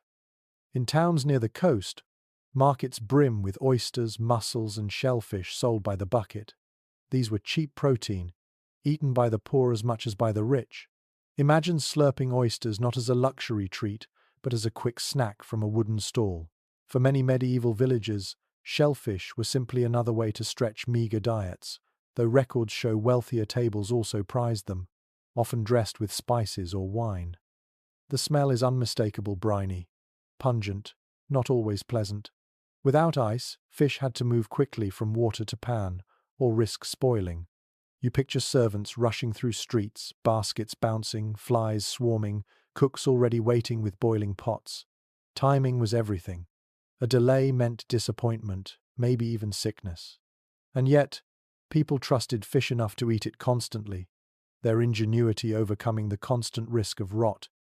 Another curious twist lies in sturgeon, sometimes called the royal fish. In England, it was claimed by the crown whenever caught, reserved for kings and queens. To stumble upon a sturgeon in your net was both blessing and burden. You gained honor, but lost the fish itself. Imagine the mix of pride and frustration as fishermen handed their prize to officials, stomachs rumbling as the court feasted instead. As evening falls, you sit beside a fire where fish is cooking. A cauldron simmers with salted cod, softened after hours of soaking, its broth enriched with leeks and herbs. On a griddle, eels sizzle, their skin crisping while fat pops and hisses. The smell is sharp, smoky, irresistible. Villagers huddle close, bread in hand, waiting for the moment when the fish is ladled out. The atmosphere is hushed, reverent, because on fast days, this is not only food, it is obedience. You realize fish carried meaning beyond sustenance. It was a religious necessity, a social divider, and an economic force. The barrels of herring rolling inland shaped trade routes, the ponds of monasteries shaped landscapes, the smell of fish in kitchens shaped memories. It's no wonder medieval people never tired of talking, cooking, and complaining about it. As you step back from the riverside, your clothes smell faintly of brine and smoke. You hear gulls wheeling overhead, the splash of oars dipping into water, and the low chatter of fishmongers finishing their day. And you understand. Medieval life without fish would have been unthinkable. It was the thread woven into every fast, every market, every pot, sometimes leathery, sometimes delicious, but always essential. You step away from the riverbank, leaving behind the briny tang of eels and herring, and walk into the dim interior of a tavern where the clatter of mugs and the smell of brewing grains greet you. If fish was the body of medieval meals, drink was the bloodstream. Water was risky, often contaminated by animals or waste, so ale, cider, and weak wines became the daily companions of everyone from toddlers to elders. Tonight, you'll sit by a bench, cradle a mug in your hand, and taste what kept medieval people hydrated and, in a way, alive. It's consistently mentioned in estate and monastic records that ale was the universal drink of the common folk. Not the heavy, hoppy ales you might imagine today, but a weak, lightly fermented brew, cloudy and sour. This small ale contained just enough alcohol to kill harmful bacteria, but not enough to make you stagger. Children sipped it freely. Labourers quenched thirst with it in the fields, and households brewed it constantly, the smell of malted grain as familiar as wood smoke. One curious custom you notice is how brewing was often a women's task. Housewives soaked barley, stirred mash, tended bubbling pots, and strained the liquid into jugs. They sprinkled in herbs for flavour long before hops were common. Some women brewed enough to sell, becoming alewives who advertised with a broom or a branch hung above their doors. Step inside one of their cottages and you'd find steaming tubs, sticky floors, and the warm yeasty perfume of fermenting grain. For some, it was a livelihood. For others, just a way to ensure the family had safe drink. Researchers remain divided on how nutritious ale truly was. Some argue it carried essential calories and vitamins, acting almost like liquid bread. Others suggest it was too weak to matter much nutritionally, serving more as a safer alternative to water. You sip from your mug and sense both sides, the thin liquid filling your stomach without really satisfying hunger, yet warming you enough to keep going through another day of toil. Cider added variety. especially in apple-growing regions. Presses groaned as apples were crushed, juice flowing into barrels to ferment naturally. The drink was tart, crisp, sometimes sweet depending on the harvest. It wasn't fancy, but it was refreshing, a countryside staple that flavored both festivals and daily life. Picture a harvest celebration where villagers pass around wooden mugs of cider, laughter bubbling louder than the drink itself. Wine, of course, belonged mostly to the wealthy. Imported from southern Europe, it was expensive, though local vineyards in some regions supplied monasteries and noble estates. In a noble hall, wine might be spiced with cinnamon or clove, served warm in golden goblets. To sip it was to taste not just grapes, but prestige. For peasants, wine was rarer, though weak versions occasionally reached markets. More often, it was a dream tasted only in church, when priests lifted chalices during Mass. There's an odd detail in tavern culture that makes you smile. In some places, drinkers paid not per mug, but per time spent drinking, a measure of endurance more than thirst. Imagine a landlord telling you, "For this penny, drink until the candle burns out." You'd sip frantically, hoping to get your money's worth before the wax melted away. Inside the tavern, the soundscape is lively.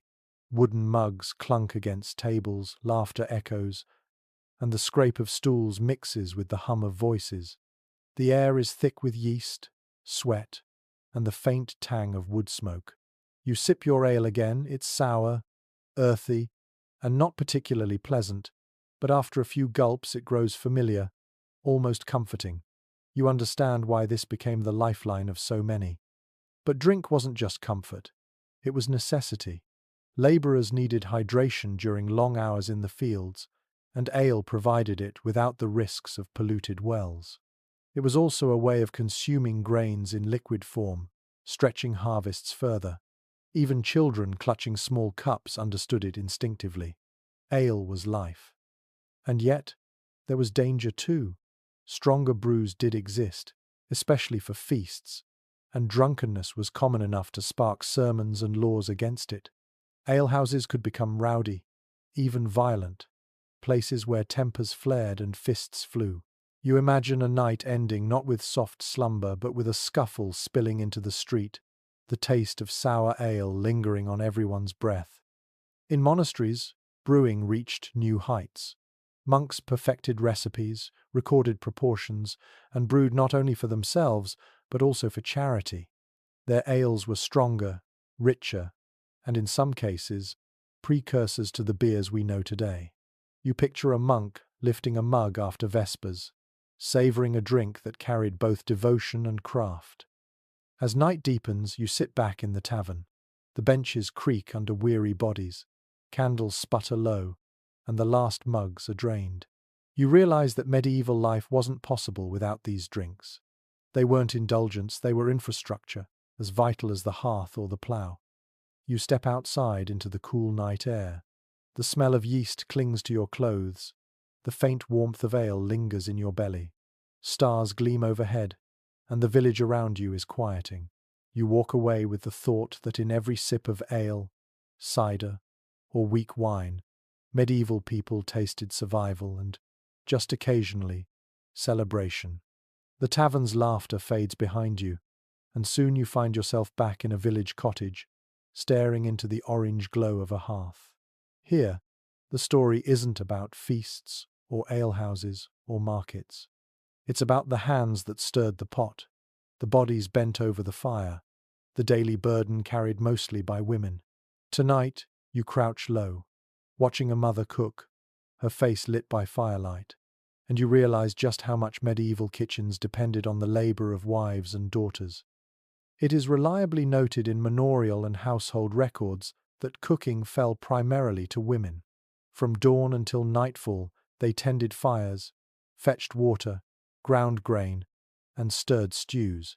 Unlike noble kitchens filled with male professional cooks, the ordinary hearth was a woman's domain.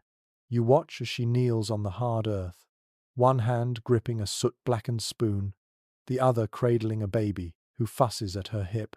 Dinner, childcare, and survival all happen in the same breath. One strikingly human detail is how dangerous this work was.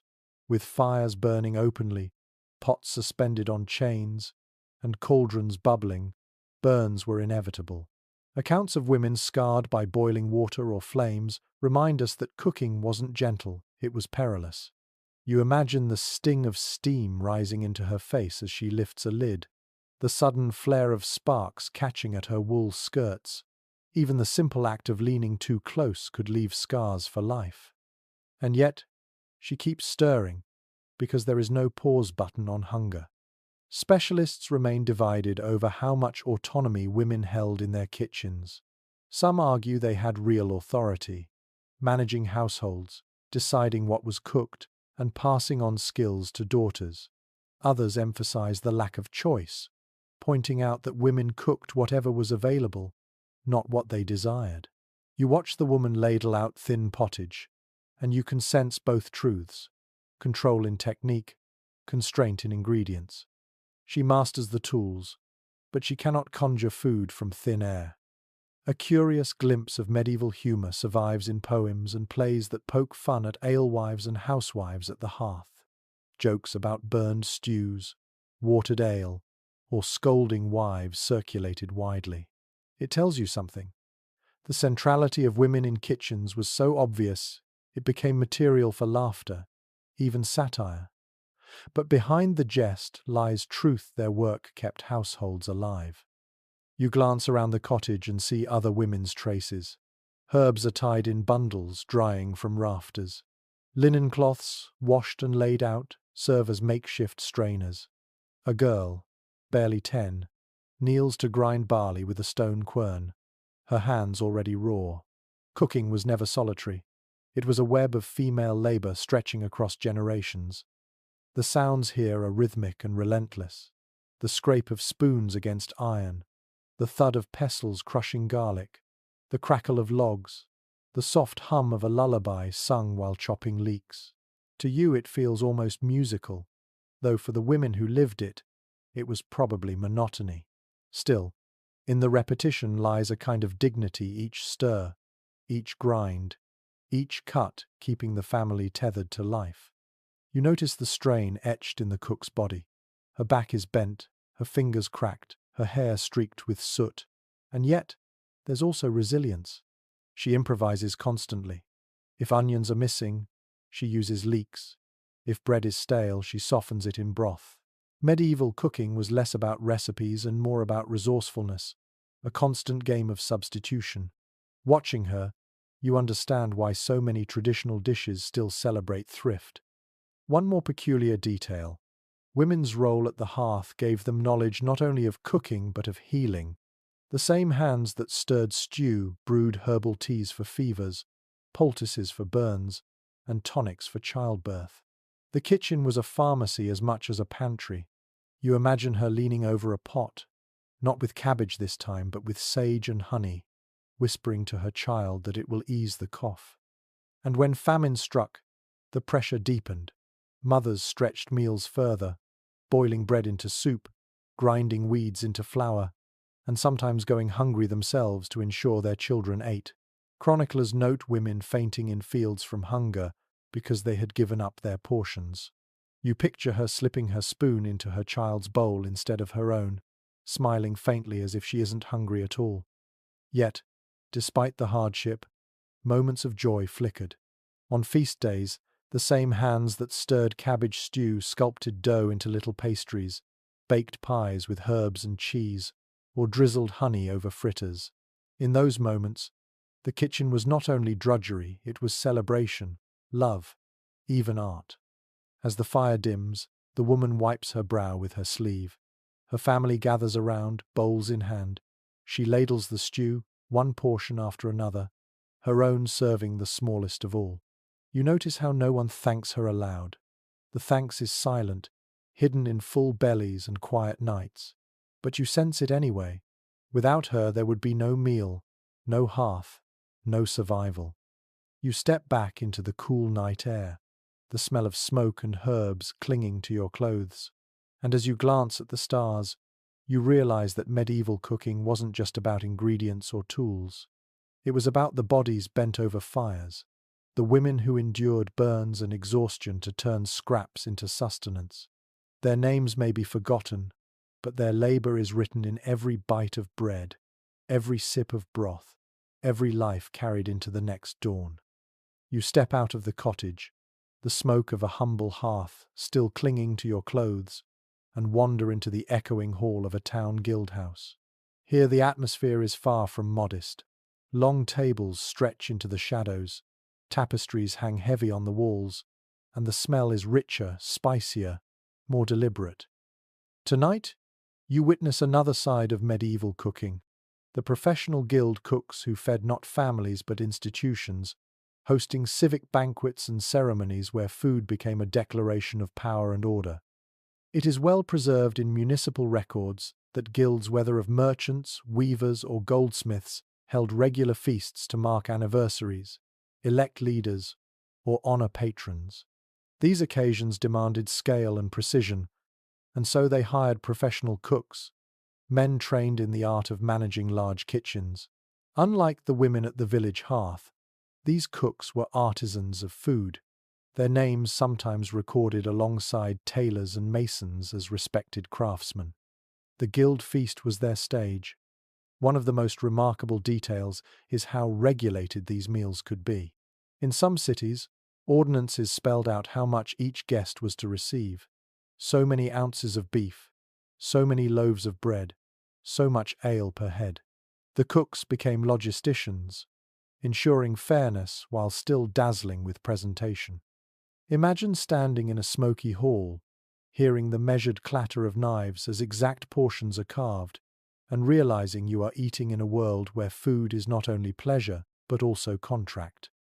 And then comes a delightful oddity.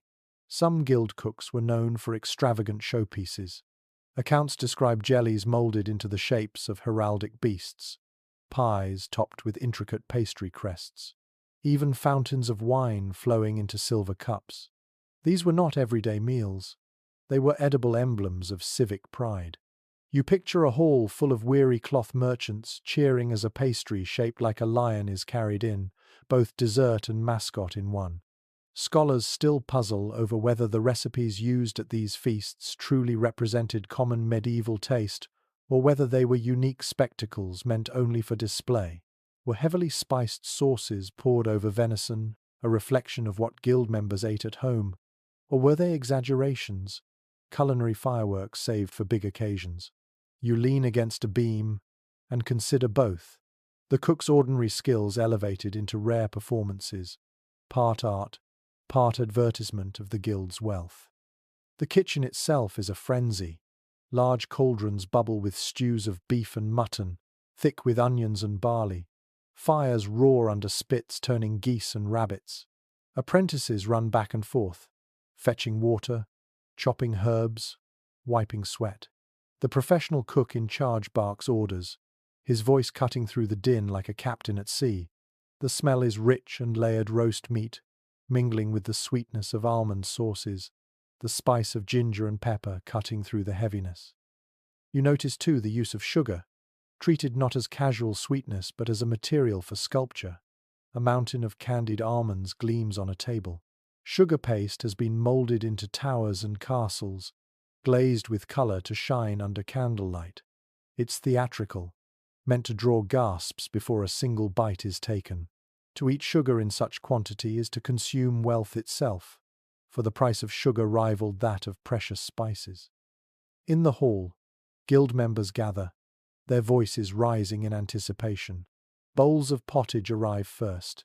Steaming, thick, hearty, no feast can start without it. Then come platters of roasted meats, golden-crusted pies, and jugs of ale. The chatter grows louder, punctuated by laughter and the clang of mugs. Eating here isn't just eating, it's solidarity, a performance of belonging to something larger than oneself. There's a faint hum of politics in the air too. Seats are arranged by rank, and the best cuts go to those of highest standing. A carver carefully slices a goose, presenting the choicest morsel to the guildmaster, while lower members receive legs or wings. Every bite reminds diners of their place in the civic hierarchy. You watch this silent choreography and realize that food itself was a language of order. A curious aside, not every guild feast ended in harmony. Records hint at drunken brawls, disputes over portions, even lawsuits against cooks accused of shortchanging their employers. Imagine a hall that began with music and ended with spilled ale, broken benches, and the cook dragged before city magistrates. Food bound people together, but it also tested their patience and pride. Still, the spectacle mattered. A guild that could throw a lavish feast declared its success to the town at large. Merchants who dined well at these events carried the memory into their business. Their loyalty strengthened. Cooking here was both craft and propaganda, every roast goose a feather in the guild's civic cap. As the feast winds down, the hall echoes with the last laughter, the shuffle of feet, the clink of empty jugs. Servants clear scraps into baskets. Dogs dart in to lick bones, and the fire burns lower. You linger, smelling the last wafts of spiced wine and roasted meat, and you realize the guild cook has done his work. He hasn't just fed bellies, he's nourished identity, bound men together in fellowship, and staged a performance of power disguised as supper. Stepping into the night, you hear the faint strains of music still drifting from the hall. The stars glitter above, cool against the smoky warmth clinging to your skin, and you carry with you the sense that medieval cooking wasn't only about hunger, it was about belonging, order, spectacle, and pride. You leave the guild hall with its echo of laughter and spilled ale, and wander back toward the town square. The air here is different, sharper, greasier, alive with the scent of hot food cooked in the open. It isn't a noble feast or a housewife's stew, this is street food, the kind that beckons from crowded alleys and smoky stalls. Tonight you find yourself amid hawkers selling pies, pancakes, and skewered meats, discovering how medieval towns fed their people on the go. Records from London, Paris, and other bustling cities confirm that cooked food was widely available on the streets. Travellers, labourers, and apprentices who lacked kitchens relied on vendors. Bakers sold pies filled with pork, beef, or even fish. Cooks set up booths to fry pancakes in animal fat. Brewers offered mugs of hot ale spiced with ginger or honey. It was a convenience long before fast food became a modern phrase. One curious little observation: in some places, official regulations controlled what street vendors could sell. Authorities feared spoiled meat or fraudulent ingredients, so ordinances required cooks to display their goods openly. Imagine wandering a medieval street and seeing pies cut open on the counter, their steaming fillings revealed as proof they weren't hiding scraps of rotten flesh. Transparency wasn't a courtesy, it was survival. Experts still disagree about who relied most on street food. Some argue it catered mainly to the urban poor, who lacked hearths or space to cook. Others suggest wealthy townsfolk also indulged, buying pastries and pancakes as treats while shopping. You look around the square and see both possibilities. Apprentices wolfing down pies quickly before returning to work, and merchants leisurely sipping spiced wine while gossiping. The truth, as usual, seems to straddle both worlds. The scene before you is noisy, chaotic, irresistible. A cook flips thin pancakes on an iron pan, the batter sizzling, filling the air with a buttery aroma. Children cluster near, waiting for scraps. Next to him, a woman ladles hot pea soup into wooden bowls, steam rising in white clouds. The smell of herbs, onions, and smoke mingles, creating an intoxicating perfume. A particularly odd delicacy draws your attention: pies shaped like coffins. No, not for the dead. The term coffin referred to the thick pastry crust encasing meat or fish. These crusts were sometimes nearly inedible, used more as containers than food, but the fillings were rich and savory. You watch a vendor crack open one, releasing a gush of steam as customers eagerly lean forward, ready to dip bread into the gravy. Street cries ring out hawkers calling their wares in sing-song chants. Hot pies, fresh pies, echoes through the square, mingling with the clop of horses and the chatter of townsfolk. The rhythm of commerce is music in itself. You realize these cries were part of the entertainment, each vendor perfecting a style to draw attention. It's like medieval advertising, shouted instead of printed. Another detail. Not all street food was hot. Sellers offered cold treats too, like cheese, fruit, or nuts in small bags. In summer, fresh strawberries or cherries might appear on carts, bright against the grime of the city. A sweet bite of fruit could turn a dreary day into something special, just as a pie filled an empty stomach. You glance at the customers crowding the stalls. Workers with grime-streaked hands clutch bowls of hot broth, savoring warmth before returning to labor. Students from nearby schools argue over philosophy while gnawing on pancakes. Even beggars wait nearby, hoping for scraps tossed aside. The street becomes a dining hall without walls, a melting pot of classes sharing space, if not equal portions. The sounds intensify as the evening deepens. Laughter bursts, mugs clatter, dogs bark for scraps. The smells are rich and overwhelming. Meat sizzling, onions frying, batter browning. You can almost feel grease coating your fingers, the warmth of a hot pie thawing the chill from your bones. Eating here is immediate, tactile, messy, and joyful. Of course, there's risk. Hygiene was questionable, and stomach ailments were common. Authorities fined vendors for using spoiled meat or selling in unsanitary conditions, yet enforcement was patchy. People took their chances because hunger didn't wait for perfect kitchens. And perhaps the thrill of street food, the spice, the heat, the crowd was worth the gamble. Street cooking also shaped taste itself. Dishes invented in alleys sometimes migrated into noble kitchens, refined and elaborated. A humble fried fritter might evolve into a court dessert. A pie filling might inspire elaborate banqueting recipes. The traffic between classes wasn't one way. The street nourished both belly and imagination. As you step back from the crowd, the night cools and the market begins to quiet. Vendors pack their wares, scrape pans, douse fires. The smell of grease lingers in the air, mixed with smoke and the faint sweetness of fruit. Townsfolk drift home, their hunger satisfied. The square grows dim, but the memory of sizzling pancakes and steaming pies stays with you, a reminder that medieval food wasn't only about hearths and halls, it was about the street, the noise, the immediacy of eating where life itself unfolded. You walk away with the taste of hot pastry still lingering in your imagination, your ears ringing faintly with cries of hot pies.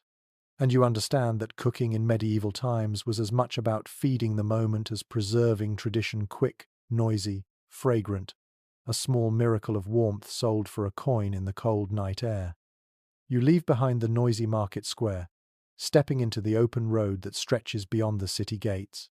Here the smell of fried pies and hot ale fades, replaced by dust, horse sweat, and the creak of wooden carts.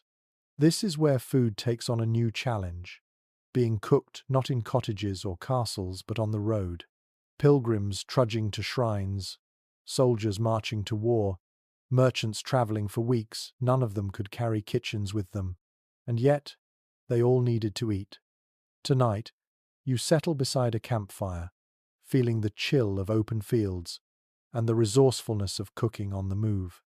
Chroniclers and military accounts make it clear that road food was simple, rough, and built for endurance. Pilgrims packed bread, cheese, and dried fish into their satchels. Soldiers carried hard biscuits, salt pork, or oats. Merchants might travel with a servant who knew how to coax a stew out of whatever the road offered. There were no communal bakehouses here, no guild cooks, just fire, pots, and whatever could be foraged or purchased from villages along the way. A detail that lingers in the records is how often travellers relied on pottage, even on the road. Small iron pots were prized possessions, hung from carts or carried by pack animals. At night, campfires dotted the roadsides, each with a pot simmering. Grains boiled in water or ale, scraps of meat thrown in if luck allowed, herbs plucked from hedgerows sprinkled for flavour. Imagine dozens of little fires flickering in the dark, each one a lifeline for a weary traveller. One curious custom you notice. Soldiers sometimes boiled leather or chewed belts when rations ran out, softening them in water until they became edible, if barely. It sounds grim, but desperate measures were part of survival. More often, though, they foraged netting rabbits, collecting nuts, digging roots. Cooking on the road was a gamble, part planning, part improvisation. Experts remain divided on how well fed medieval armies truly were. Some argue that logistics kept them supplied with salted meats and bread carts. Others believe hunger and foraging were constant companions, with soldiers perpetually undernourished. You sit beside a fire and taste both possibilities, one pot full and steaming, another nearly empty but still shared among comrades. The truth, as always, wavered with circumstance. You listen to the soundscape of road cooking, the crackle of twigs feeding flames, the clink of knives against wooden bowls, the low murmur of travellers trading stories while waiting for stew to thicken. Horses stamp nearby. The wind sighs through hedges, and in the distance you hear the faint echo of church bells marking a town you won't reach tonight. Food on the road is never quiet, never solitary, it's threaded with the noises of movement. Bread, of course, was a staple. Travellers carried dense loaves that could last days, though they hardened quickly. To soften them, slices were dunked into broth or ale.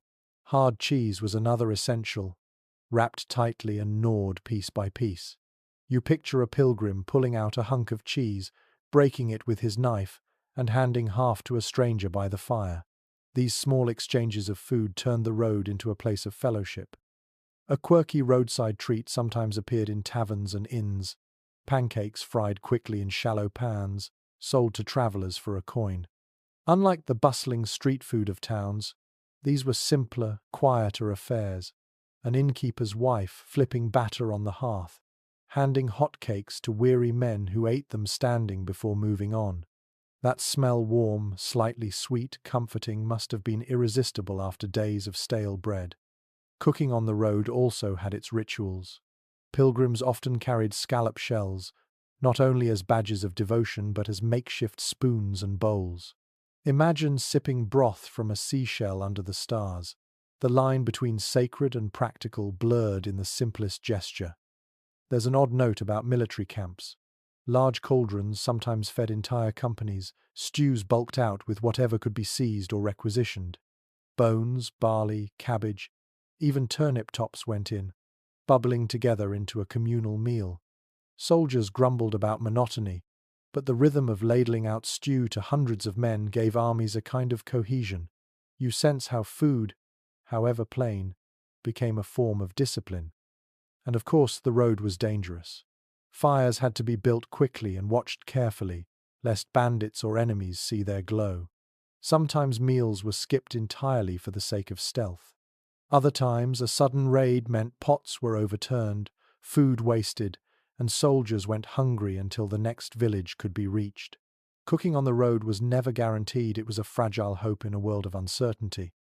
As you sit by the fire, you inhale the smell of oats thickening in the pot, hear the hiss of fat dripping into flames, and feel the heat against your palms. The stew isn't rich, but it's hot, and that matters most after miles of cold marching. You dip bread into the bowl, chew slowly, and let your body ease. Around you, voices fade into the night, travellers curl under cloaks, and only the fire continues its soft crackle.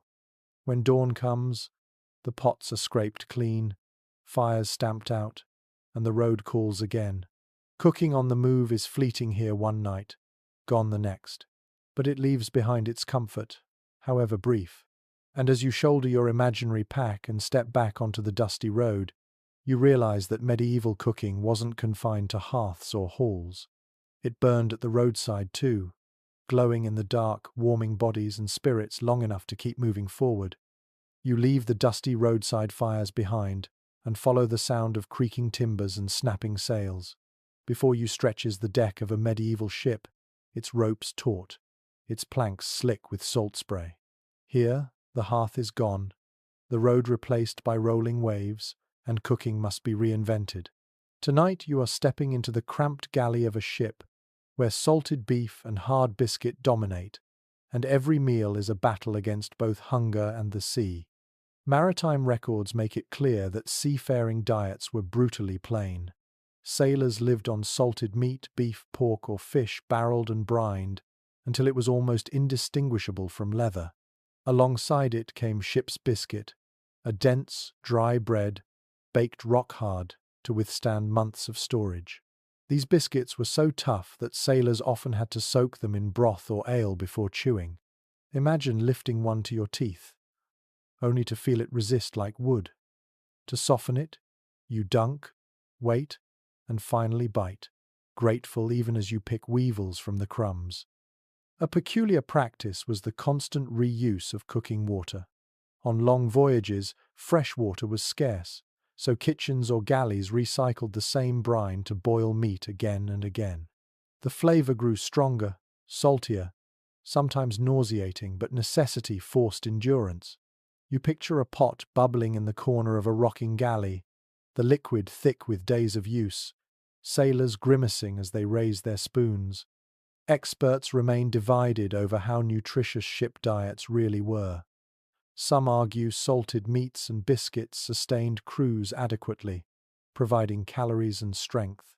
Others point to widespread accounts of scurvy, malnutrition, and exhaustion, suggesting that preserved food stripped of freshness weakened sailors over time.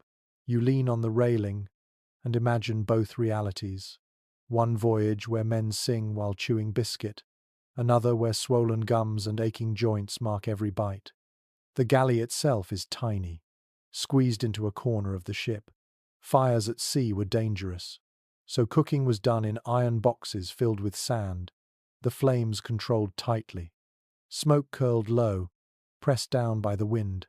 The smell is heavy. Boiled beef, damp wood, wet rope, and always salt. Endless salt. A cook stirs a pot, bracing himself as the deck lurches. Every movement is a negotiation with the sea.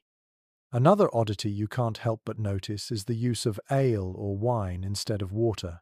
Barrels of liquid took up precious space, but they were safer than stagnant water. Sailors drank weak ale daily, just enough to slake thirst. Stronger drink, like brandy, was saved for storms or celebrations, warming frozen bodies. You picture mugs passed around after a safe landfall, the taste of ale sweeter than gold in that moment. And then there were the small luxuries. Cheese, onions, and dried beans sometimes appeared in rations, breaking monotony. Sailors caught fish when they could, hauling them from nets over the side, their scales glittering in the sunlight.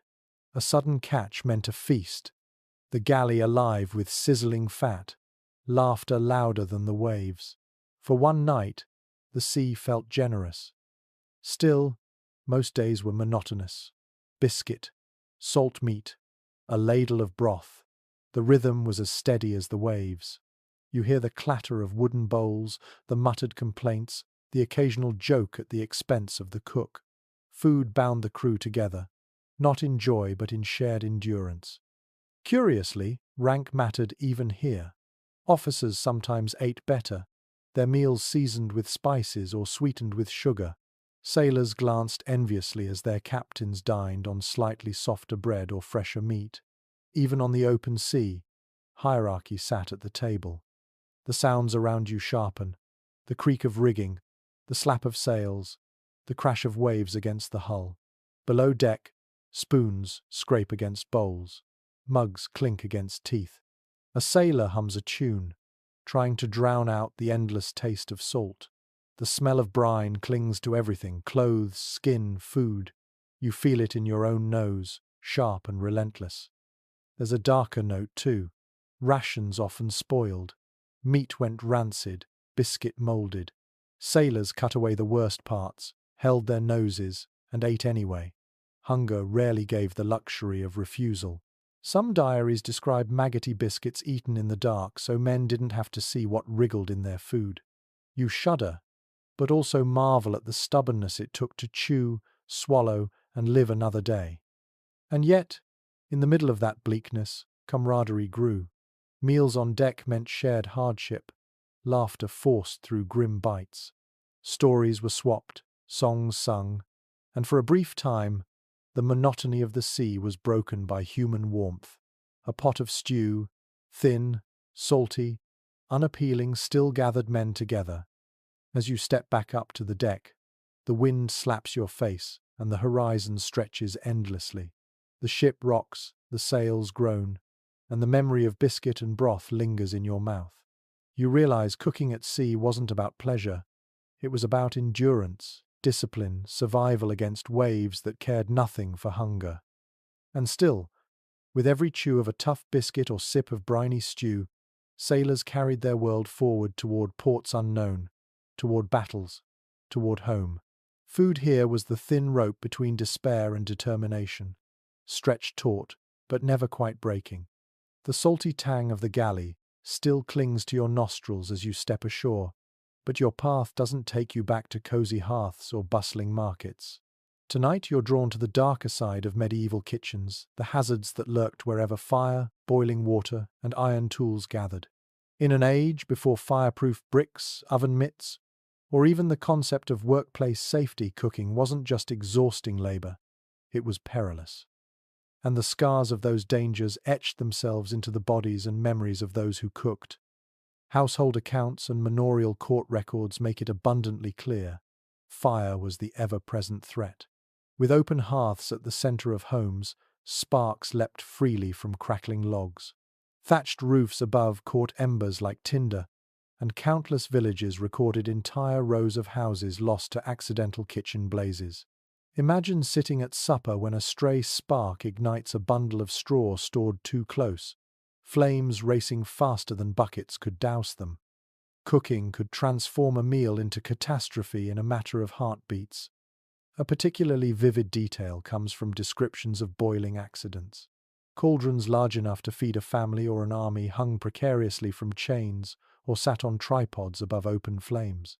They tipped easily, and when they spilled, gallons of scalding broth surged across dirt floors. Children often played too near, and court rolls occasionally note tragic deaths by scalding. You wince as you picture a servant stumbling, a pot swinging loose, and boiling fat splattering across bare arms. Even a minor splash left burns that scarred for life. Modern historians are still undecided about how common these accidents truly were.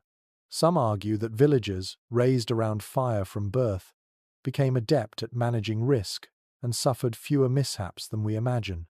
Others insist the prevalence of scars, burns, and records of household fires prove danger was constant.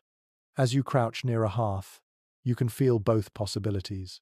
Practiced caution on one side, ever lurking risk on the other. Oddly enough, some kitchens had their own primitive safety measures. Wealthier households installed hearth screens of wood or leather to block sparks. Cooks wrapped cloths around their hands to lift hot irons, the ancestor of our oven mitts. And yet, despite these small efforts, danger was never far away. Even the tools themselves carried risk. Sharp knives slipped, heavy pans toppled, spits jabbed when turned too carelessly. The kitchen was less a cozy nook and more a battlefield disguised as home. The soundscape of hazards fills your ears. Sparks hiss as they strike damp wood. Logs shift suddenly, sending showers of embers into the air. Pots groan as they boil too violently, their lids rattling. The clink of knives meets the sharp yelp of a finger nicked mid-chop. In the background, children cry. Dogs bark. Voices shout warnings. A medieval kitchen sounded alive not just with food, but with peril. And there were more insidious dangers too. Inhaling smoke day after day led to chronic coughs, watery eyes, lungs blackened long before old age. Women, especially, bore this burden, their bodies marked not only by burns but by the toll of constant smoke. To sit in a kitchen was to live inside a fog, day and night. Imagine breathing so shallowly you feel dizzy, but still stirring the pot because the family needed supper. One curious anecdote lingers in guild records. In some cities, bakers were forbidden from living above their ovens, the fear of fire too great. Yet many ignored the rule, unwilling to leave their livelihoods unattended. You imagine drifting to sleep above a glowing oven, knowing any stray spark might end your home by morning. Danger was accepted, not eliminated. Children, too, bore risks. They fetched water from wells, toted wood to fires, and sometimes acted as turnspit boys crouched too close to flames. Their small bodies were especially vulnerable to burns and smoke, but necessity left no alternative. Every pair of hands, however small, had to help, even if blistered in the process. And then there was the risk of food itself. Without refrigeration, spoiled meat or sour milk could sicken whole households. Bad grain sometimes carried ergot fungus, leading to convulsions and madness. While medieval people didn't understand microbes, they knew the stomach pains, the fevers, the deaths that followed poor food. Cooking was both shield and hazard. It made food safer, but not always safe enough. The irony is striking. The same fire that symbolized warmth and life also stalked families with danger. Every meal was cooked on a knife, edge between nourishment and disaster. Yet people persevered, generation after generation, accepting burns and scars as part of the bargain of survival. As you step back from the hearth, you run a hand over a blackened beam scarred by an old blaze. The kitchen smells of smoke, fat, and faintly of charred wood that tells stories of past accidents. You exhale, realizing that medieval cooking wasn't romantic candlelight and rustic charm. It was risk taken daily, risk endured silently, woven into every spoonful of stew. The night outside feels cooler after the heat and hazard. Stars shine above roofs, still bearing soot stains from old fires.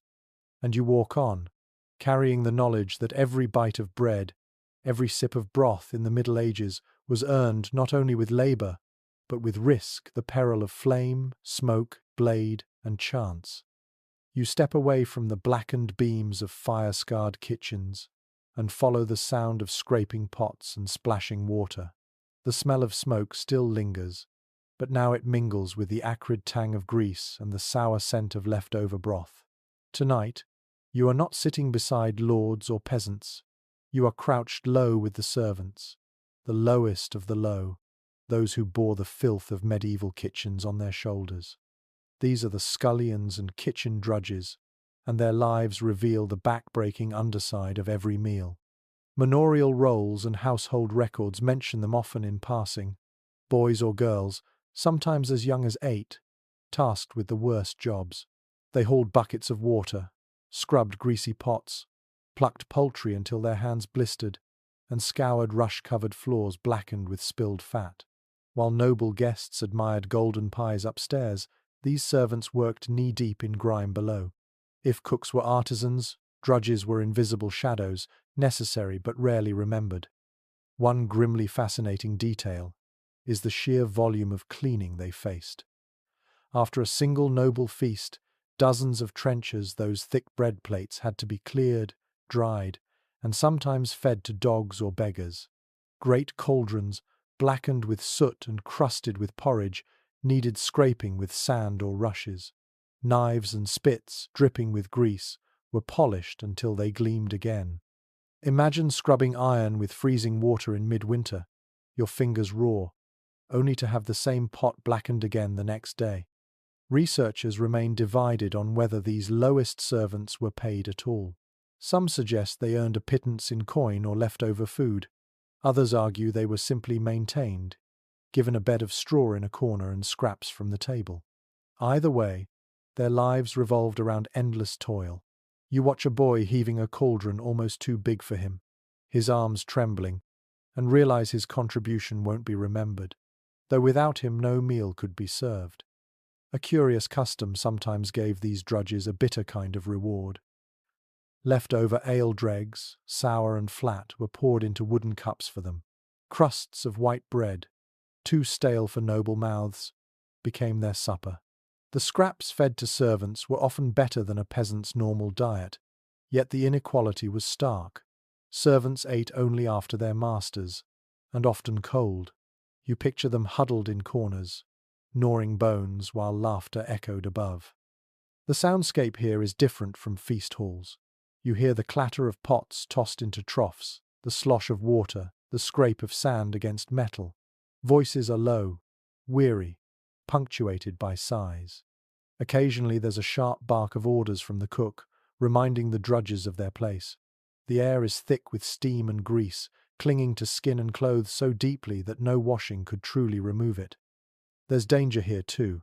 Heavy spits dropped on bare toes, knives slipped in small hands, boiling broth splashed onto arms.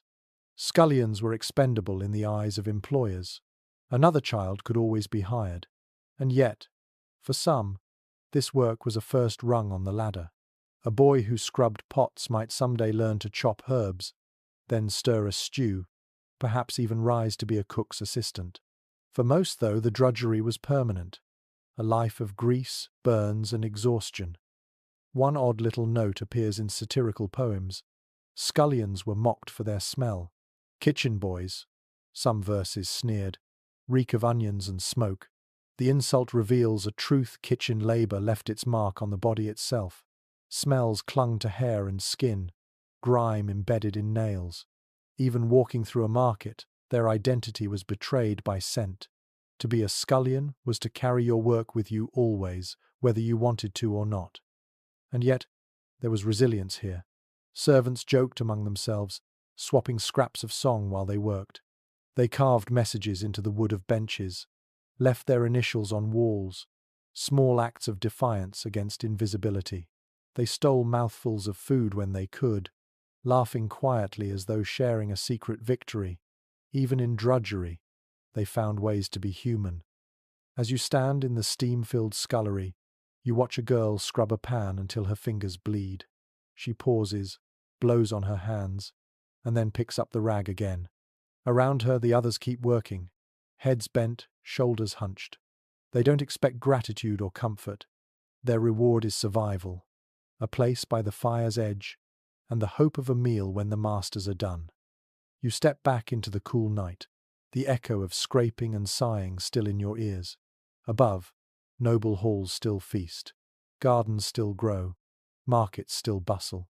But beneath it all lies this hidden labour, the drudges who scrubbed, carried, and endured so others could dine. Their names are forgotten, their faces lost, yet their toil clings to every roasted goose and gilded pie. Without them, medieval cooking would have collapsed in grease and ash. You leave the scullery's steam and smoke behind, but your feet carry you not to another hall or hearth this time, but into the quieter shadows of a cloister. Here, voices are low, footsteps deliberate, and the smell is gentler herbs drying in bundles, fresh bread baking in stone ovens, fish stewing with almonds in great pots. Tonight, you step into a monastery kitchen, where cooking was not just about feeding mouths, but about serving discipline, devotion, and the rhythms of prayer. Monastic records, particularly those from Benedictine and Cistercian houses, show just how central food was to the life of monks. Their days were measured by bells, prayer at dawn, labour at midday, reflection at dusk, and in between meals punctuated the silence. Unlike noble feasts, which shouted their wealth in spices and sugar, monastic meals whispered humility. Bread, vegetables, beans, fish, and ale made up their staples, with meat restricted except for the sick. It was nourishment for the body, but always tied to care for the soul. One detail carved clearly into monastic rules is the prohibition of meat from four-footed animals for healthy monks. This didn't mean they were starved. Fish, poultry, eggs, and dairy were still allowed, but it shaped their diet into something distinct. You imagine sitting in a refectory, hearing only the scrape of wooden spoons and the faint drone of a monk reading aloud from scripture while others eat in silence. For monks, food was never detached from learning and discipline.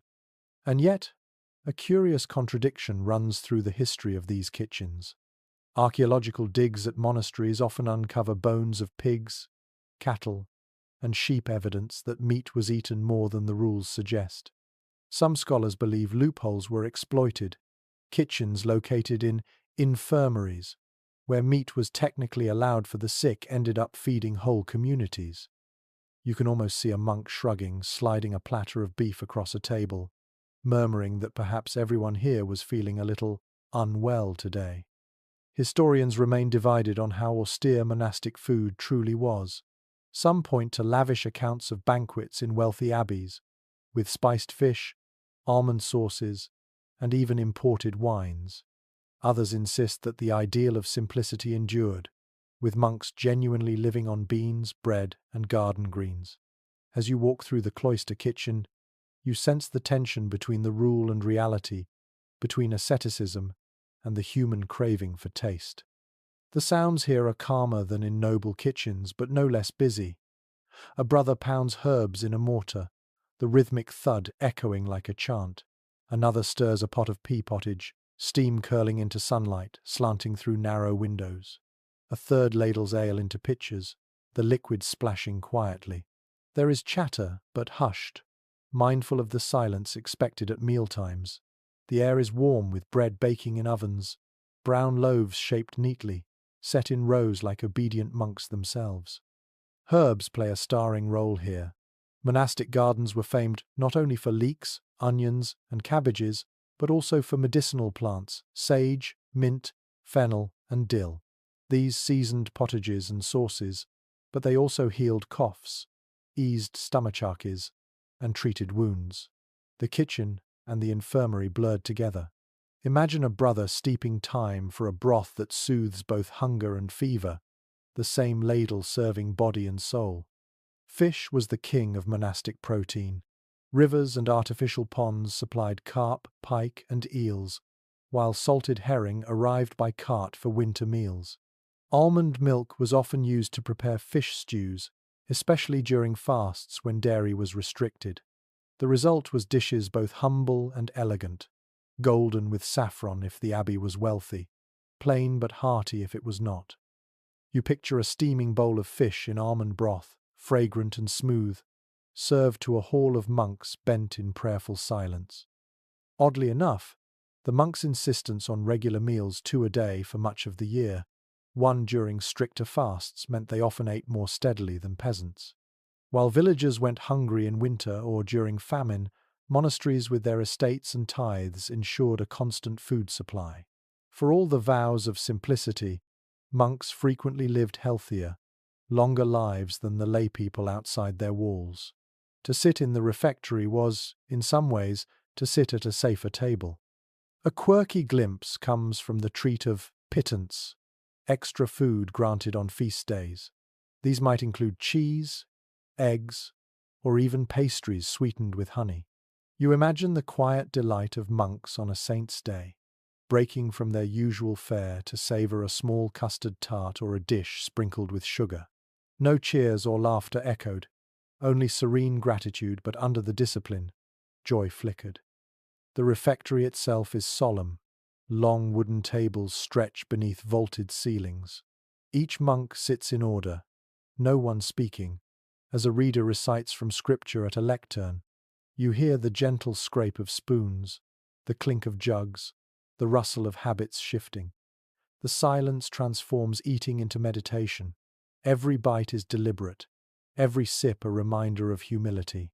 For you, it feels otherworldly food as prayer, not performance. And yet, contradictions persist. Chronicles describe abbots who dined privately on richer fare, or abbeys accused of indulgence that rivaled noble courts. Food reflected power even within walls dedicated to God. The balance between ascetic ideal and human appetite wavered constantly, and kitchens became places where that tension simmered as visibly as the pots. As dusk falls, you walk through the cloister garden one last time. The smell of herbs lingers, mingling with bread and fish. The bells toll compline, the last prayer of the day, and the brothers move in silence to their cells. Behind them, the kitchen fire glows low, its pots washed, its ovens cooling. The rhythm will begin again tomorrow, steady as the prayers, humble as the bread. You step out under the night sky, carrying with you the image of monks spooning pottage in silence, their meals tied not to indulgence but to discipline.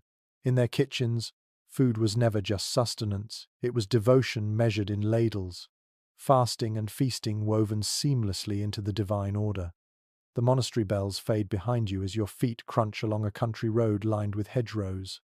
Ahead rises a timber-framed house with smoke curling from its chimney. This isn't a peasant's hut or a noble's hall, but something in between the home of a medieval merchant or prosperous farmer. Tonight, you step into a middling household, where cooking is more varied, more ambitious, and a little closer to the meals we'd recognize today. Manorial and city accounts confirm that these households enjoyed more than the bare minimum, but lacked the extravagance of castles. Their kitchens balanced practicality with aspiration. Bread was white when it could be afforded, meats appeared more often, and spices found their way into sauces in modest pinches rather than lavish handfuls. The food here reflects not just survival or spectacle, but a kind of hopeful comfort, a family showing the world, and themselves, that they had made it. One telling feature is the oven tucked into the corner of the kitchen. Unlike peasants who relied on communal bakehouses, prosperous families sometimes had private bread ovens. They baked loaves weekly, the smell of fresh wheat bread drifting through the village and announcing prosperity to every passing nose. Imagine tearing open such a loaf, soft, pale crumb inside, a crust crackling under your fingertips while the neighbors gnawed their way through coarse rye. The bread itself was a declaration of status. A small but delightful custom emerges in the use of dairy. Families of means could keep cows or goats, turning milk into butter and cheese not only for their own tables but also for sale. Butter, especially, flavored dishes in ways peasants rarely experienced. A pan hisses as butter melts, onions sizzling, transforming a humble stew into something richer. That golden slick at the bottom of a pan marked a household a step above its poorer neighbors. Scholars remain divided on just how middle these meals felt. Some argue that middling families ate closer to peasants, with occasional luxuries. Others insist they lean toward noble habits, mimicking their betters with spice-laced sauces and multiple courses at feast times. You sit at their wooden table and sense the blend, a hearty cabbage soup, followed by a small roast hen sprinkled with pepper. Not extravagant, not meager, something balanced, striving upward. The kitchen is lively but not chaotic. A woman stirs a cauldron over the hearth while her daughter kneads dough on a floured board. In the corner, a boy churns butter, his arms aching as the wooden dash clunks rhythmically. A servant plucks feathers from a goose, tossing them into a basket that will later be used for pillows. The smell is warm, savory, broth thickening, bread rising, herbs drying above the fire. One curious detail is the crock of pickled vegetables resting against the wall. Prosperous families had both the means and the patience to pickle cabbage, carrots, and even garlic in vinegar, giving themselves sharp, tangy flavors through the winter. A spoonful of pickled cabbage added brightness to an otherwise heavy meat stew, a small luxury that also spoke of foresight and planning. The soundscape here is gentler than the scullery or noble hall. Dogs pad across the floor, children chatter, the fire crackles softly. Pots clink, knives chop, spoons stir. There is work, yes, but also a sense of rhythm, of routine that feels homely. The family gathers around the table. Not as equals, perhaps the father receives the choicest piece of meat, but with more comfort and balance than peasants could dream. Oddly enough, this middle layer of society helped create new flavors. Cookbooks that survive from the period often reflect their tastes. Sauces thickened with breadcrumbs and flavored with parsley or sage. Pies filled with minced meat, apples and raisins. Fritters dusted with sugar when the purse allowed. These weren't everyday dishes, but they appeared often enough to mark the household as neither starving nor extravagant. You bite into a spiced meat pie in your imagination, the savory sweet filling surprising but satisfying. Another curious note, these households brewed ale too, but often in stronger batches than peasants, able to afford more malt. Their ale had body, warmth, and could be sold to neighbors, making kitchens small centers of community trade. You picture mugs clinking as neighbors drop by, gossiping while sipping the merchant's fresh brew. Food here wasn't only consumed, it circulated, binding social ties. The garden outside supplies vegetables and herbs, but the family supplements with purchases from town: pepper, ginger, and sometimes saffron in pinches. A pot of fish stew bubbles, its pale broth brightened with a thread of golden saffron. A rare treat, but one the merchant insists on for a guest. Even the smallest dash of exotic spice says, "We belong to a bigger world." And yet, dangers still linger. Fires can flare, knives slip, children scald themselves. Rats and insects creep towards stores of grain and cheese, forcing constant vigilance. Despite their prosperity, the family lives close to the edge, one bad harvest, one failed trade voyage, and they could tumble back toward peasant life. Cooking in these homes carried not just flavor but fragile hope, each meal a sign that fortune still held steady. As evening settles, you sit at their table. Bowls of pottage arrive first, richer than peasants but still familiar. Then comes roasted goose, carved carefully, shared in slices. Bread is passed, butter spread thick, pickled cabbage ladled out. Ale is poured, mugs clink, laughter fills the hall. Children squirm, dogs beg, and yet it feels warm, human, steady. Not noble luxury, not peasant struggle, but something in between. The smell of roasting meat and baking bread fills the rafters, lingering in your clothes as you step outside. Stars prick the sky, and the house glows softly through its shutters. You walk away realizing that in medieval cooking the middle mattered. These families bridged extremes, blending survival with aspiration, shaping tastes that would slowly, over centuries, become the foundation of modern cuisine. Cooking here was more than sustenance. It was a statement: we are not poor, and not yet rich, but we are striving, and we are holding on. The merchant's hearth fades behind you, and your feet follow the muffled sound of clinking bells, murmured prayers, and distant chanting. You find yourself entering the courtyard of a leper hospital on the outskirts of town, where charity kitchens simmer with pots of broth, meant not for show, but for mercy. Tonight, you stand at the edge of a very different medieval table, one where food was medicine, charity, and sometimes the only act of dignity left to the sick and poor. It is well recorded in monastic and civic accounts that hospitals in the Middle Ages were less like modern medical institutions and more like refuges, places where the ill, the poor, and travellers received care in the form of shelter, prayers, and food. Cooking here was shaped not by luxury or even household need, but by Christian duty. The pot in these kitchens represented compassion made edible, a spoonful of broth becoming both nourishment and sacrament. One detail that lingers in these records is the reliance on gruels and broths. The sick could rarely handle heavy bread or salted meat, so kitchens specialized in thin porridges made from oats or barley, often enriched with herbs thought to have healing powers. Picture a bowl of steaming oat gruel, flavored with sage to soothe the stomach, fennel to calm coughs, or mint to ease digestion. Each sip wasn't only food, it was treatment.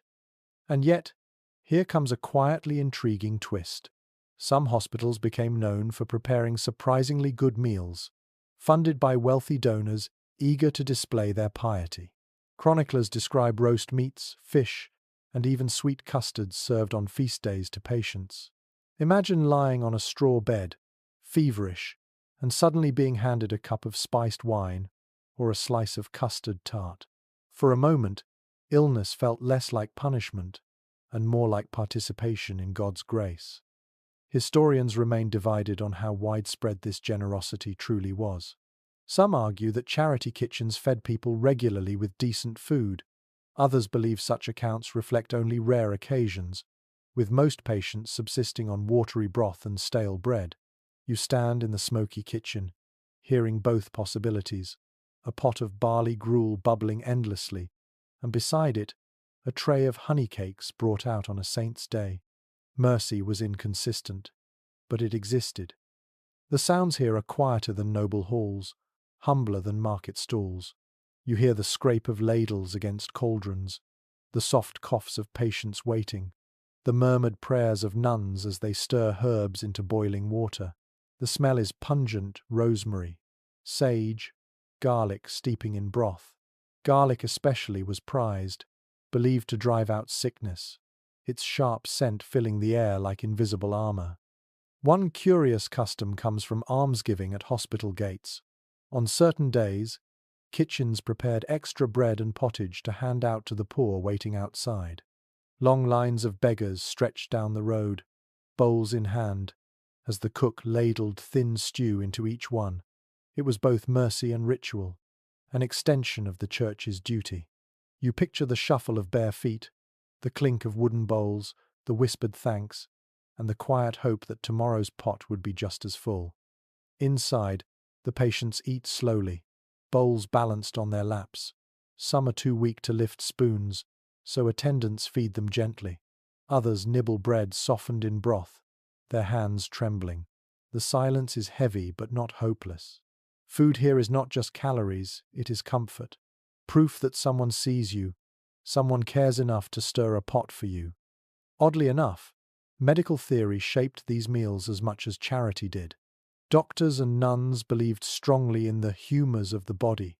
Blood, phlegm, black bile and yellow bile, and food was prescribed to restore balance. A patient with a fever might be given cooling lettuce broth, while someone weak from blood loss might be served red wine or spiced meat to warm the body. To modern ears it sounds strange, but in the medieval world, dinner was diagnosis. A peculiar tidbit from some hospital records notes the preparation of almond milk even for the sick. Almonds were costly, but their smooth, digestible quality made them ideal for invalids. Imagine sipping a bowl of warm almond broth, creamy and slightly sweet, while lying in a straw bed surrounded by murmured prayers. For those brief moments, life's hardships eased. The danger of fire and burns haunted these kitchens too, but here the cooks faced additional burdens. Patients vomited, spilled bowls, or demanded food at odd hours. The kitchen staff became caretakers as much as cooks.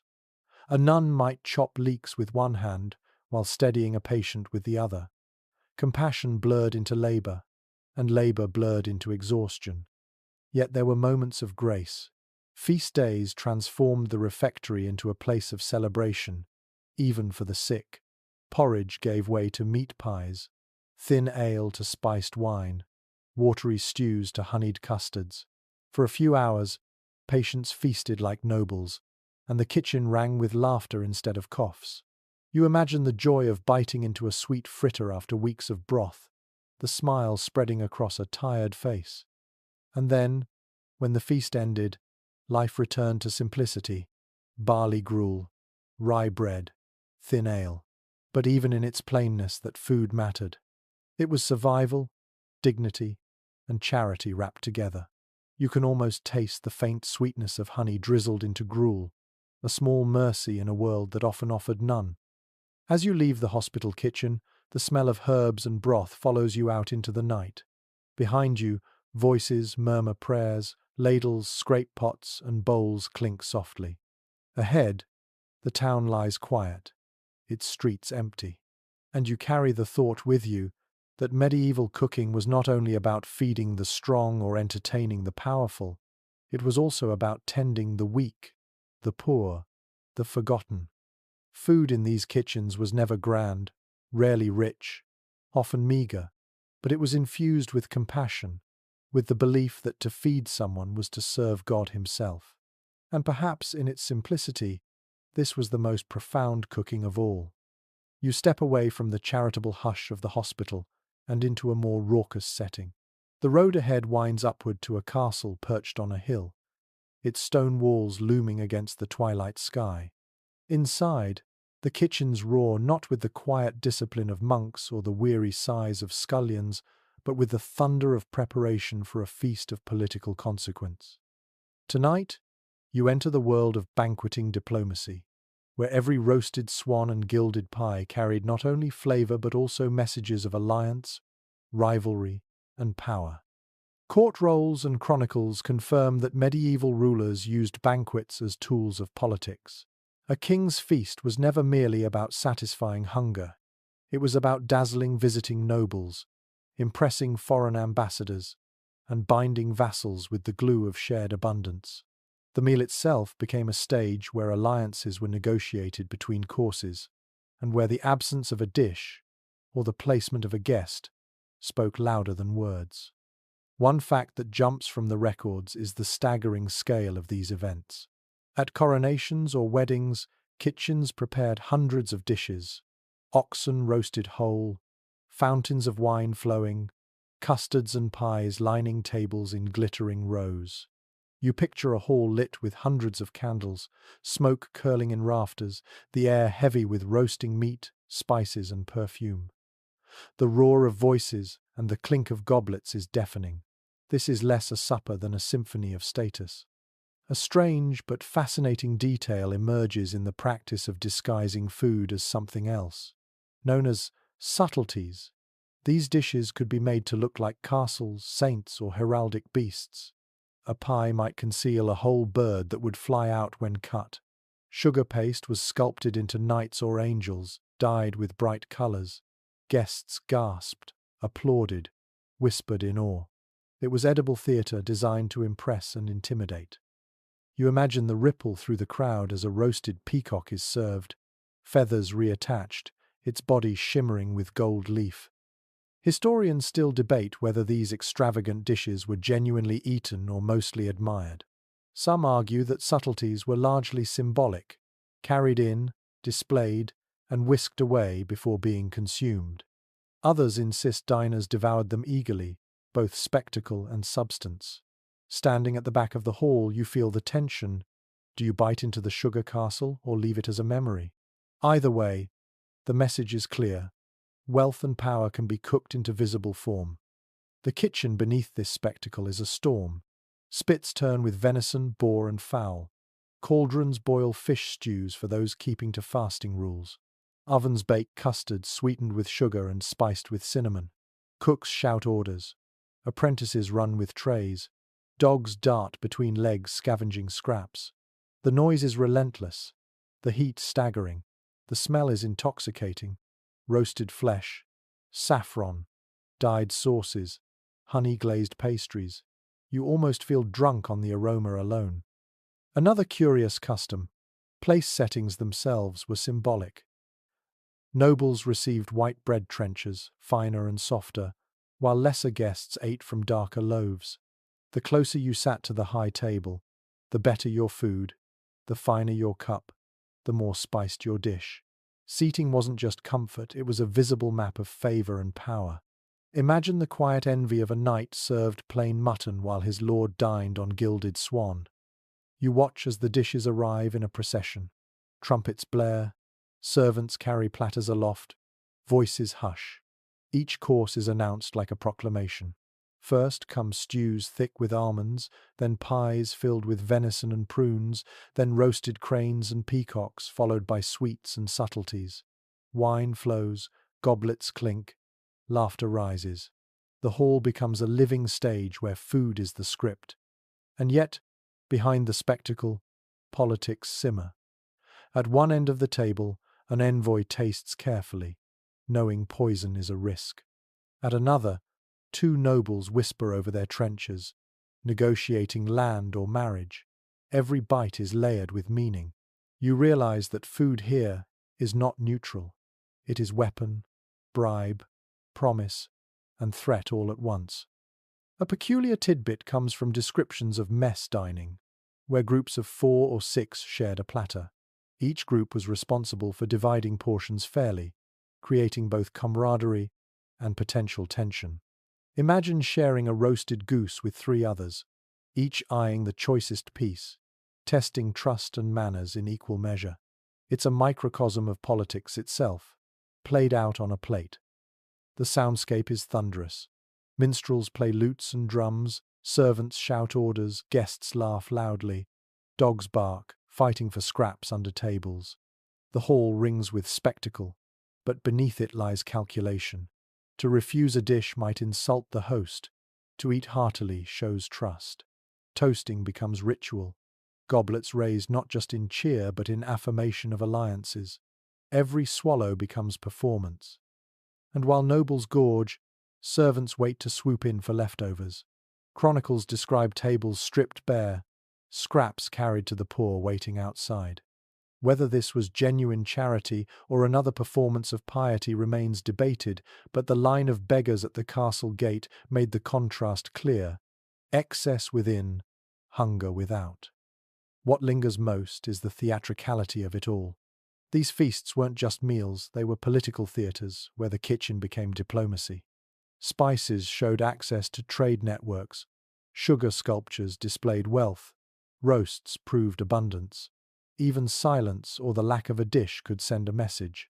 To eat in a medieval hall was to read a language written in bread, meat, and sauce. As the feast winds down, the air grows heavy with smoke and sweat. Candles gutter, goblets stand empty, guests slump full and flushed. Minstrels play softer now, voices lower. Servants clear bones and trenchers, dogs lick greasy floors. Tomorrow the hall will smell sour, but tonight it still gleams. You step outside into the cool night. Behind you the castle glows, its kitchens still echoing with clatter. Ahead, the stars stretch wide, and the countryside sleeps in silence. You walk away with the realization that medieval cooking wasn't only about feeding, it was about showing, dazzling, manipulating. In noble halls, food became spectacle, and in spectacle, politics simmered unseen, shaping alliances as surely as treaties signed on parchment. The noise of the banquet hall fades, its trumpets and laughter swallowed by the quiet countryside. Your path carries you away from castles and cloisters, away from markets and hospitals, and into the hushed rhythm of an ordinary village night. Here the light is softer, the air cooler, and the only sound is the crackle of hearth fires through half-open shutters. Tonight, you step into the stillness of a villager's kitchen after dark, where cooking is no longer a spectacle, but a slow, private ritual. It is noted in household accounts that evening meals were usually the simplest of the day. Bread, perhaps a little cheese, and a pot of pottage left to simmer low on the embers. Unlike feasts or markets, nothing here clamours for attention. The meal is functional, quiet, and shared by candlelight or the glow of the fire. You sit down on a rough bench and realize that in many ways, this is the truest face of medieval cooking, unadorned, uncelebrated, but steady as the seasons. One grounded detail comes from descriptions of sop, bread soaked in broth or ale to soften it.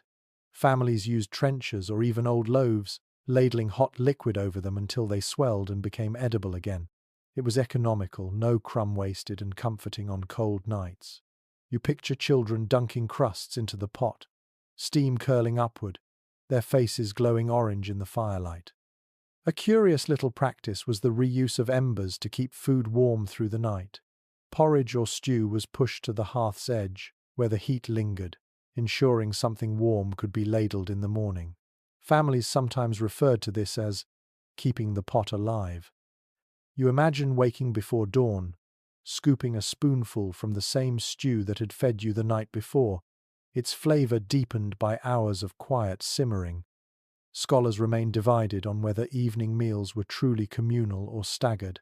Some argue families always ate together, the hearth acting as a sacred gathering point.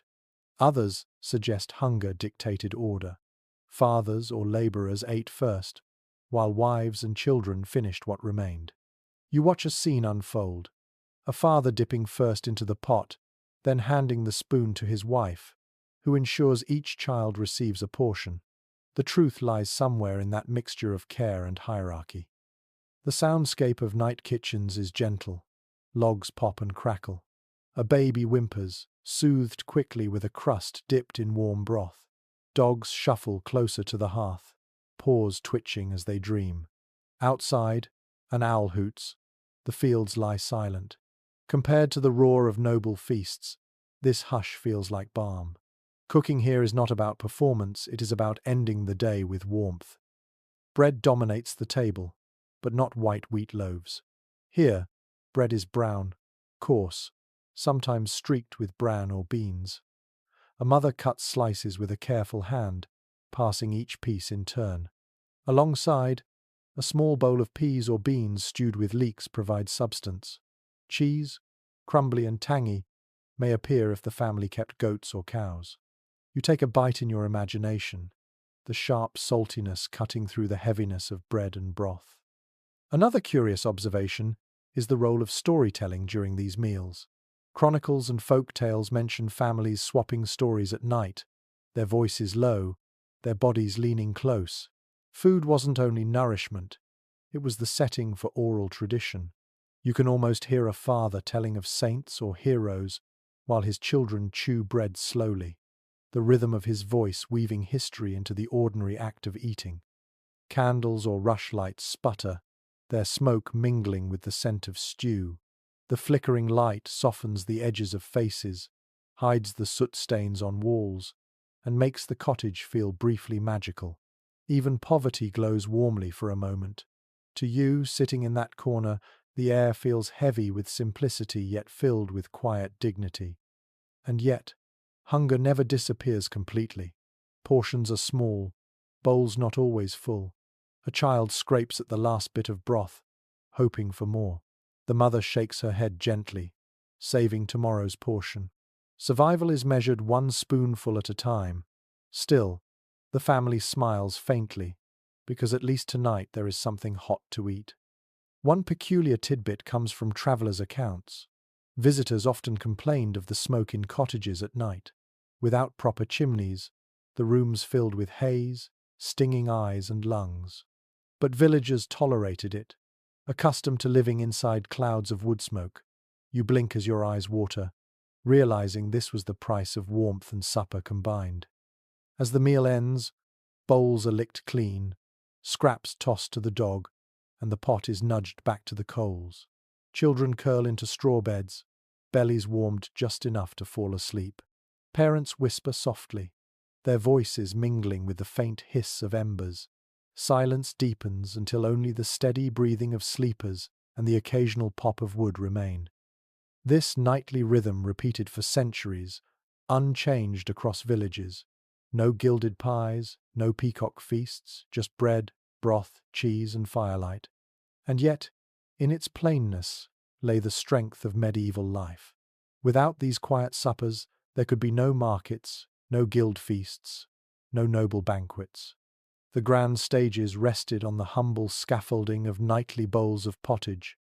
As you step out into the night, the cottage behind you glows faintly, smoke curling from the roof.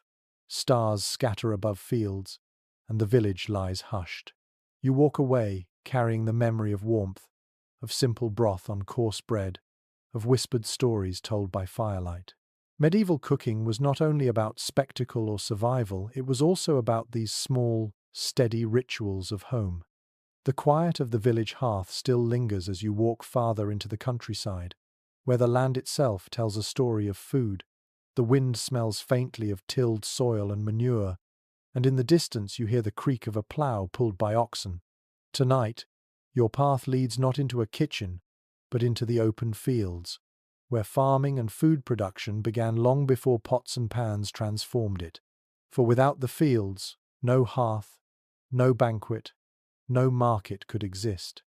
Cooking in the Middle Ages started with the soil. It is firmly recorded in manorial accounts and agricultural treatises that most medieval people lived directly from the land. Grain was king oats, barley, rye, and where possible, wheat. These grains became bread, pottage, and ale, the staples of everyday diet. Every autumn, harvest time was a frenzy. Men cutting, women gleaning, children carrying sheaves. A family's survival through winter hinged on these few weeks. Imagine the fields humming with scythes, the air thick with the smell of ripe grain, the sound of laughter mixed with anxiety. One strikingly curious detail is the communal nature of farming. Villages operated on the open field system, where strips of land were worked by different families but shared in rotation. No fences divided them. Cooperation was essential. Families helped each other with ploughing and sowing, and the rhythm of planting and harvesting bound communities together. You picture men trudging side by side behind ploughs, their breath steaming, while women scatter seed in wide arcs across the soil. Food production was less individual effort than collective choreography. Scholars continue to debate how efficient this system truly was. Some argue it was wasteful, leaving land fallow too often.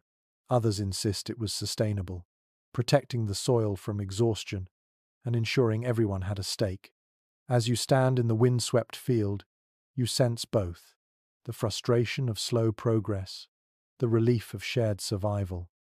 The soundscape of agriculture is steady and rough. Hooves thud into mud, plough blades scrape against stones, sickles swish through stalks, carts rattle under the weight of sheaves. Voices rise in calls across the fields, punctuated by the barks of dogs guarding livestock. It's not glamorous, but it is the heartbeat beneath every medieval meal. Grain wasn't the only crop. Beans, peas, cabbages, and onions filled gardens and fields, supplementing diets. Turnips and parsnips provided bulk, while leeks thrived in damp soil. Orchards of apples and pears dotted villages, their fruit stored in straw or pressed into cider. In autumn, the smell of fermenting apples drifted across lanes, sticky sweetness mingling with smoke.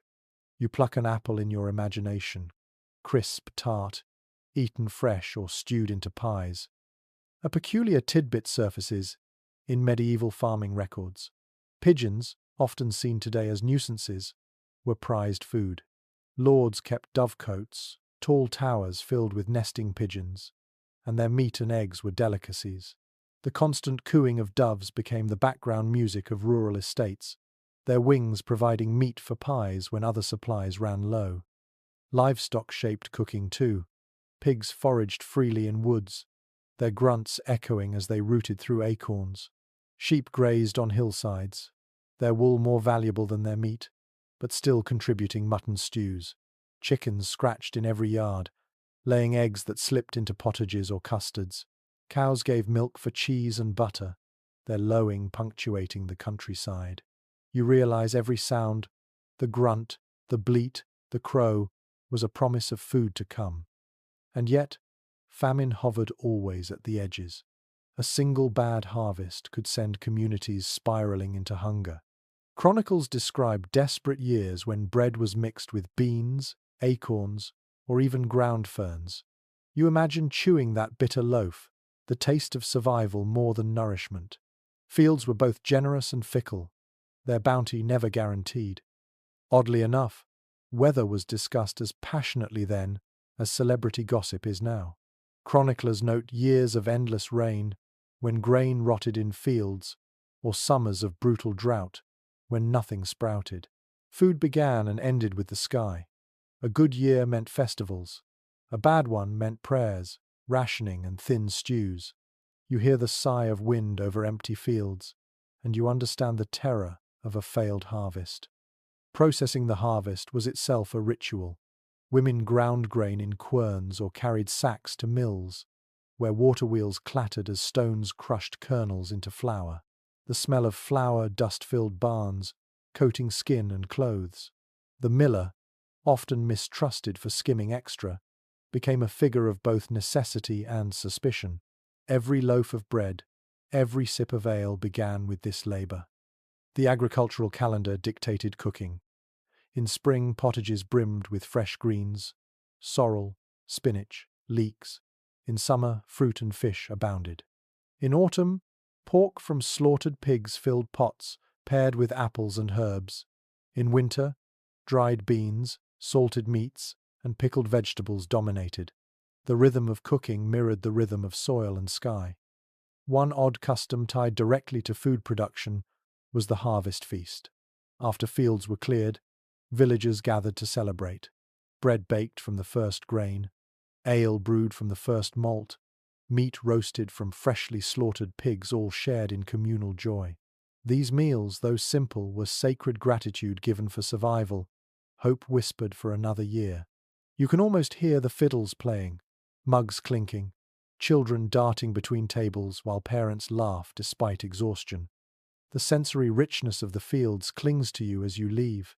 You smell the damp soil, the sweetness of apples, the smoke of burning stubble. You hear the calls of men driving oxen home, the creak of wheels, the soft cluck of hens settling in for night. Food begins here, in this mixture of toil and earth, long before kitchens add their spice or fire. As twilight deepens, you step back onto the road, fields stretching behind you like patchwork quilts.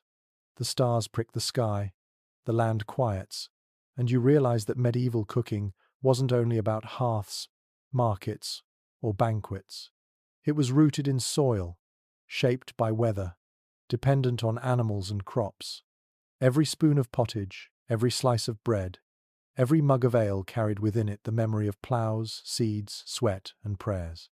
Cooking, in the end, began not with pots and knives, but with the stubborn faith that the earth would yield, that rain would fall, that sun would shine. It was hope planted.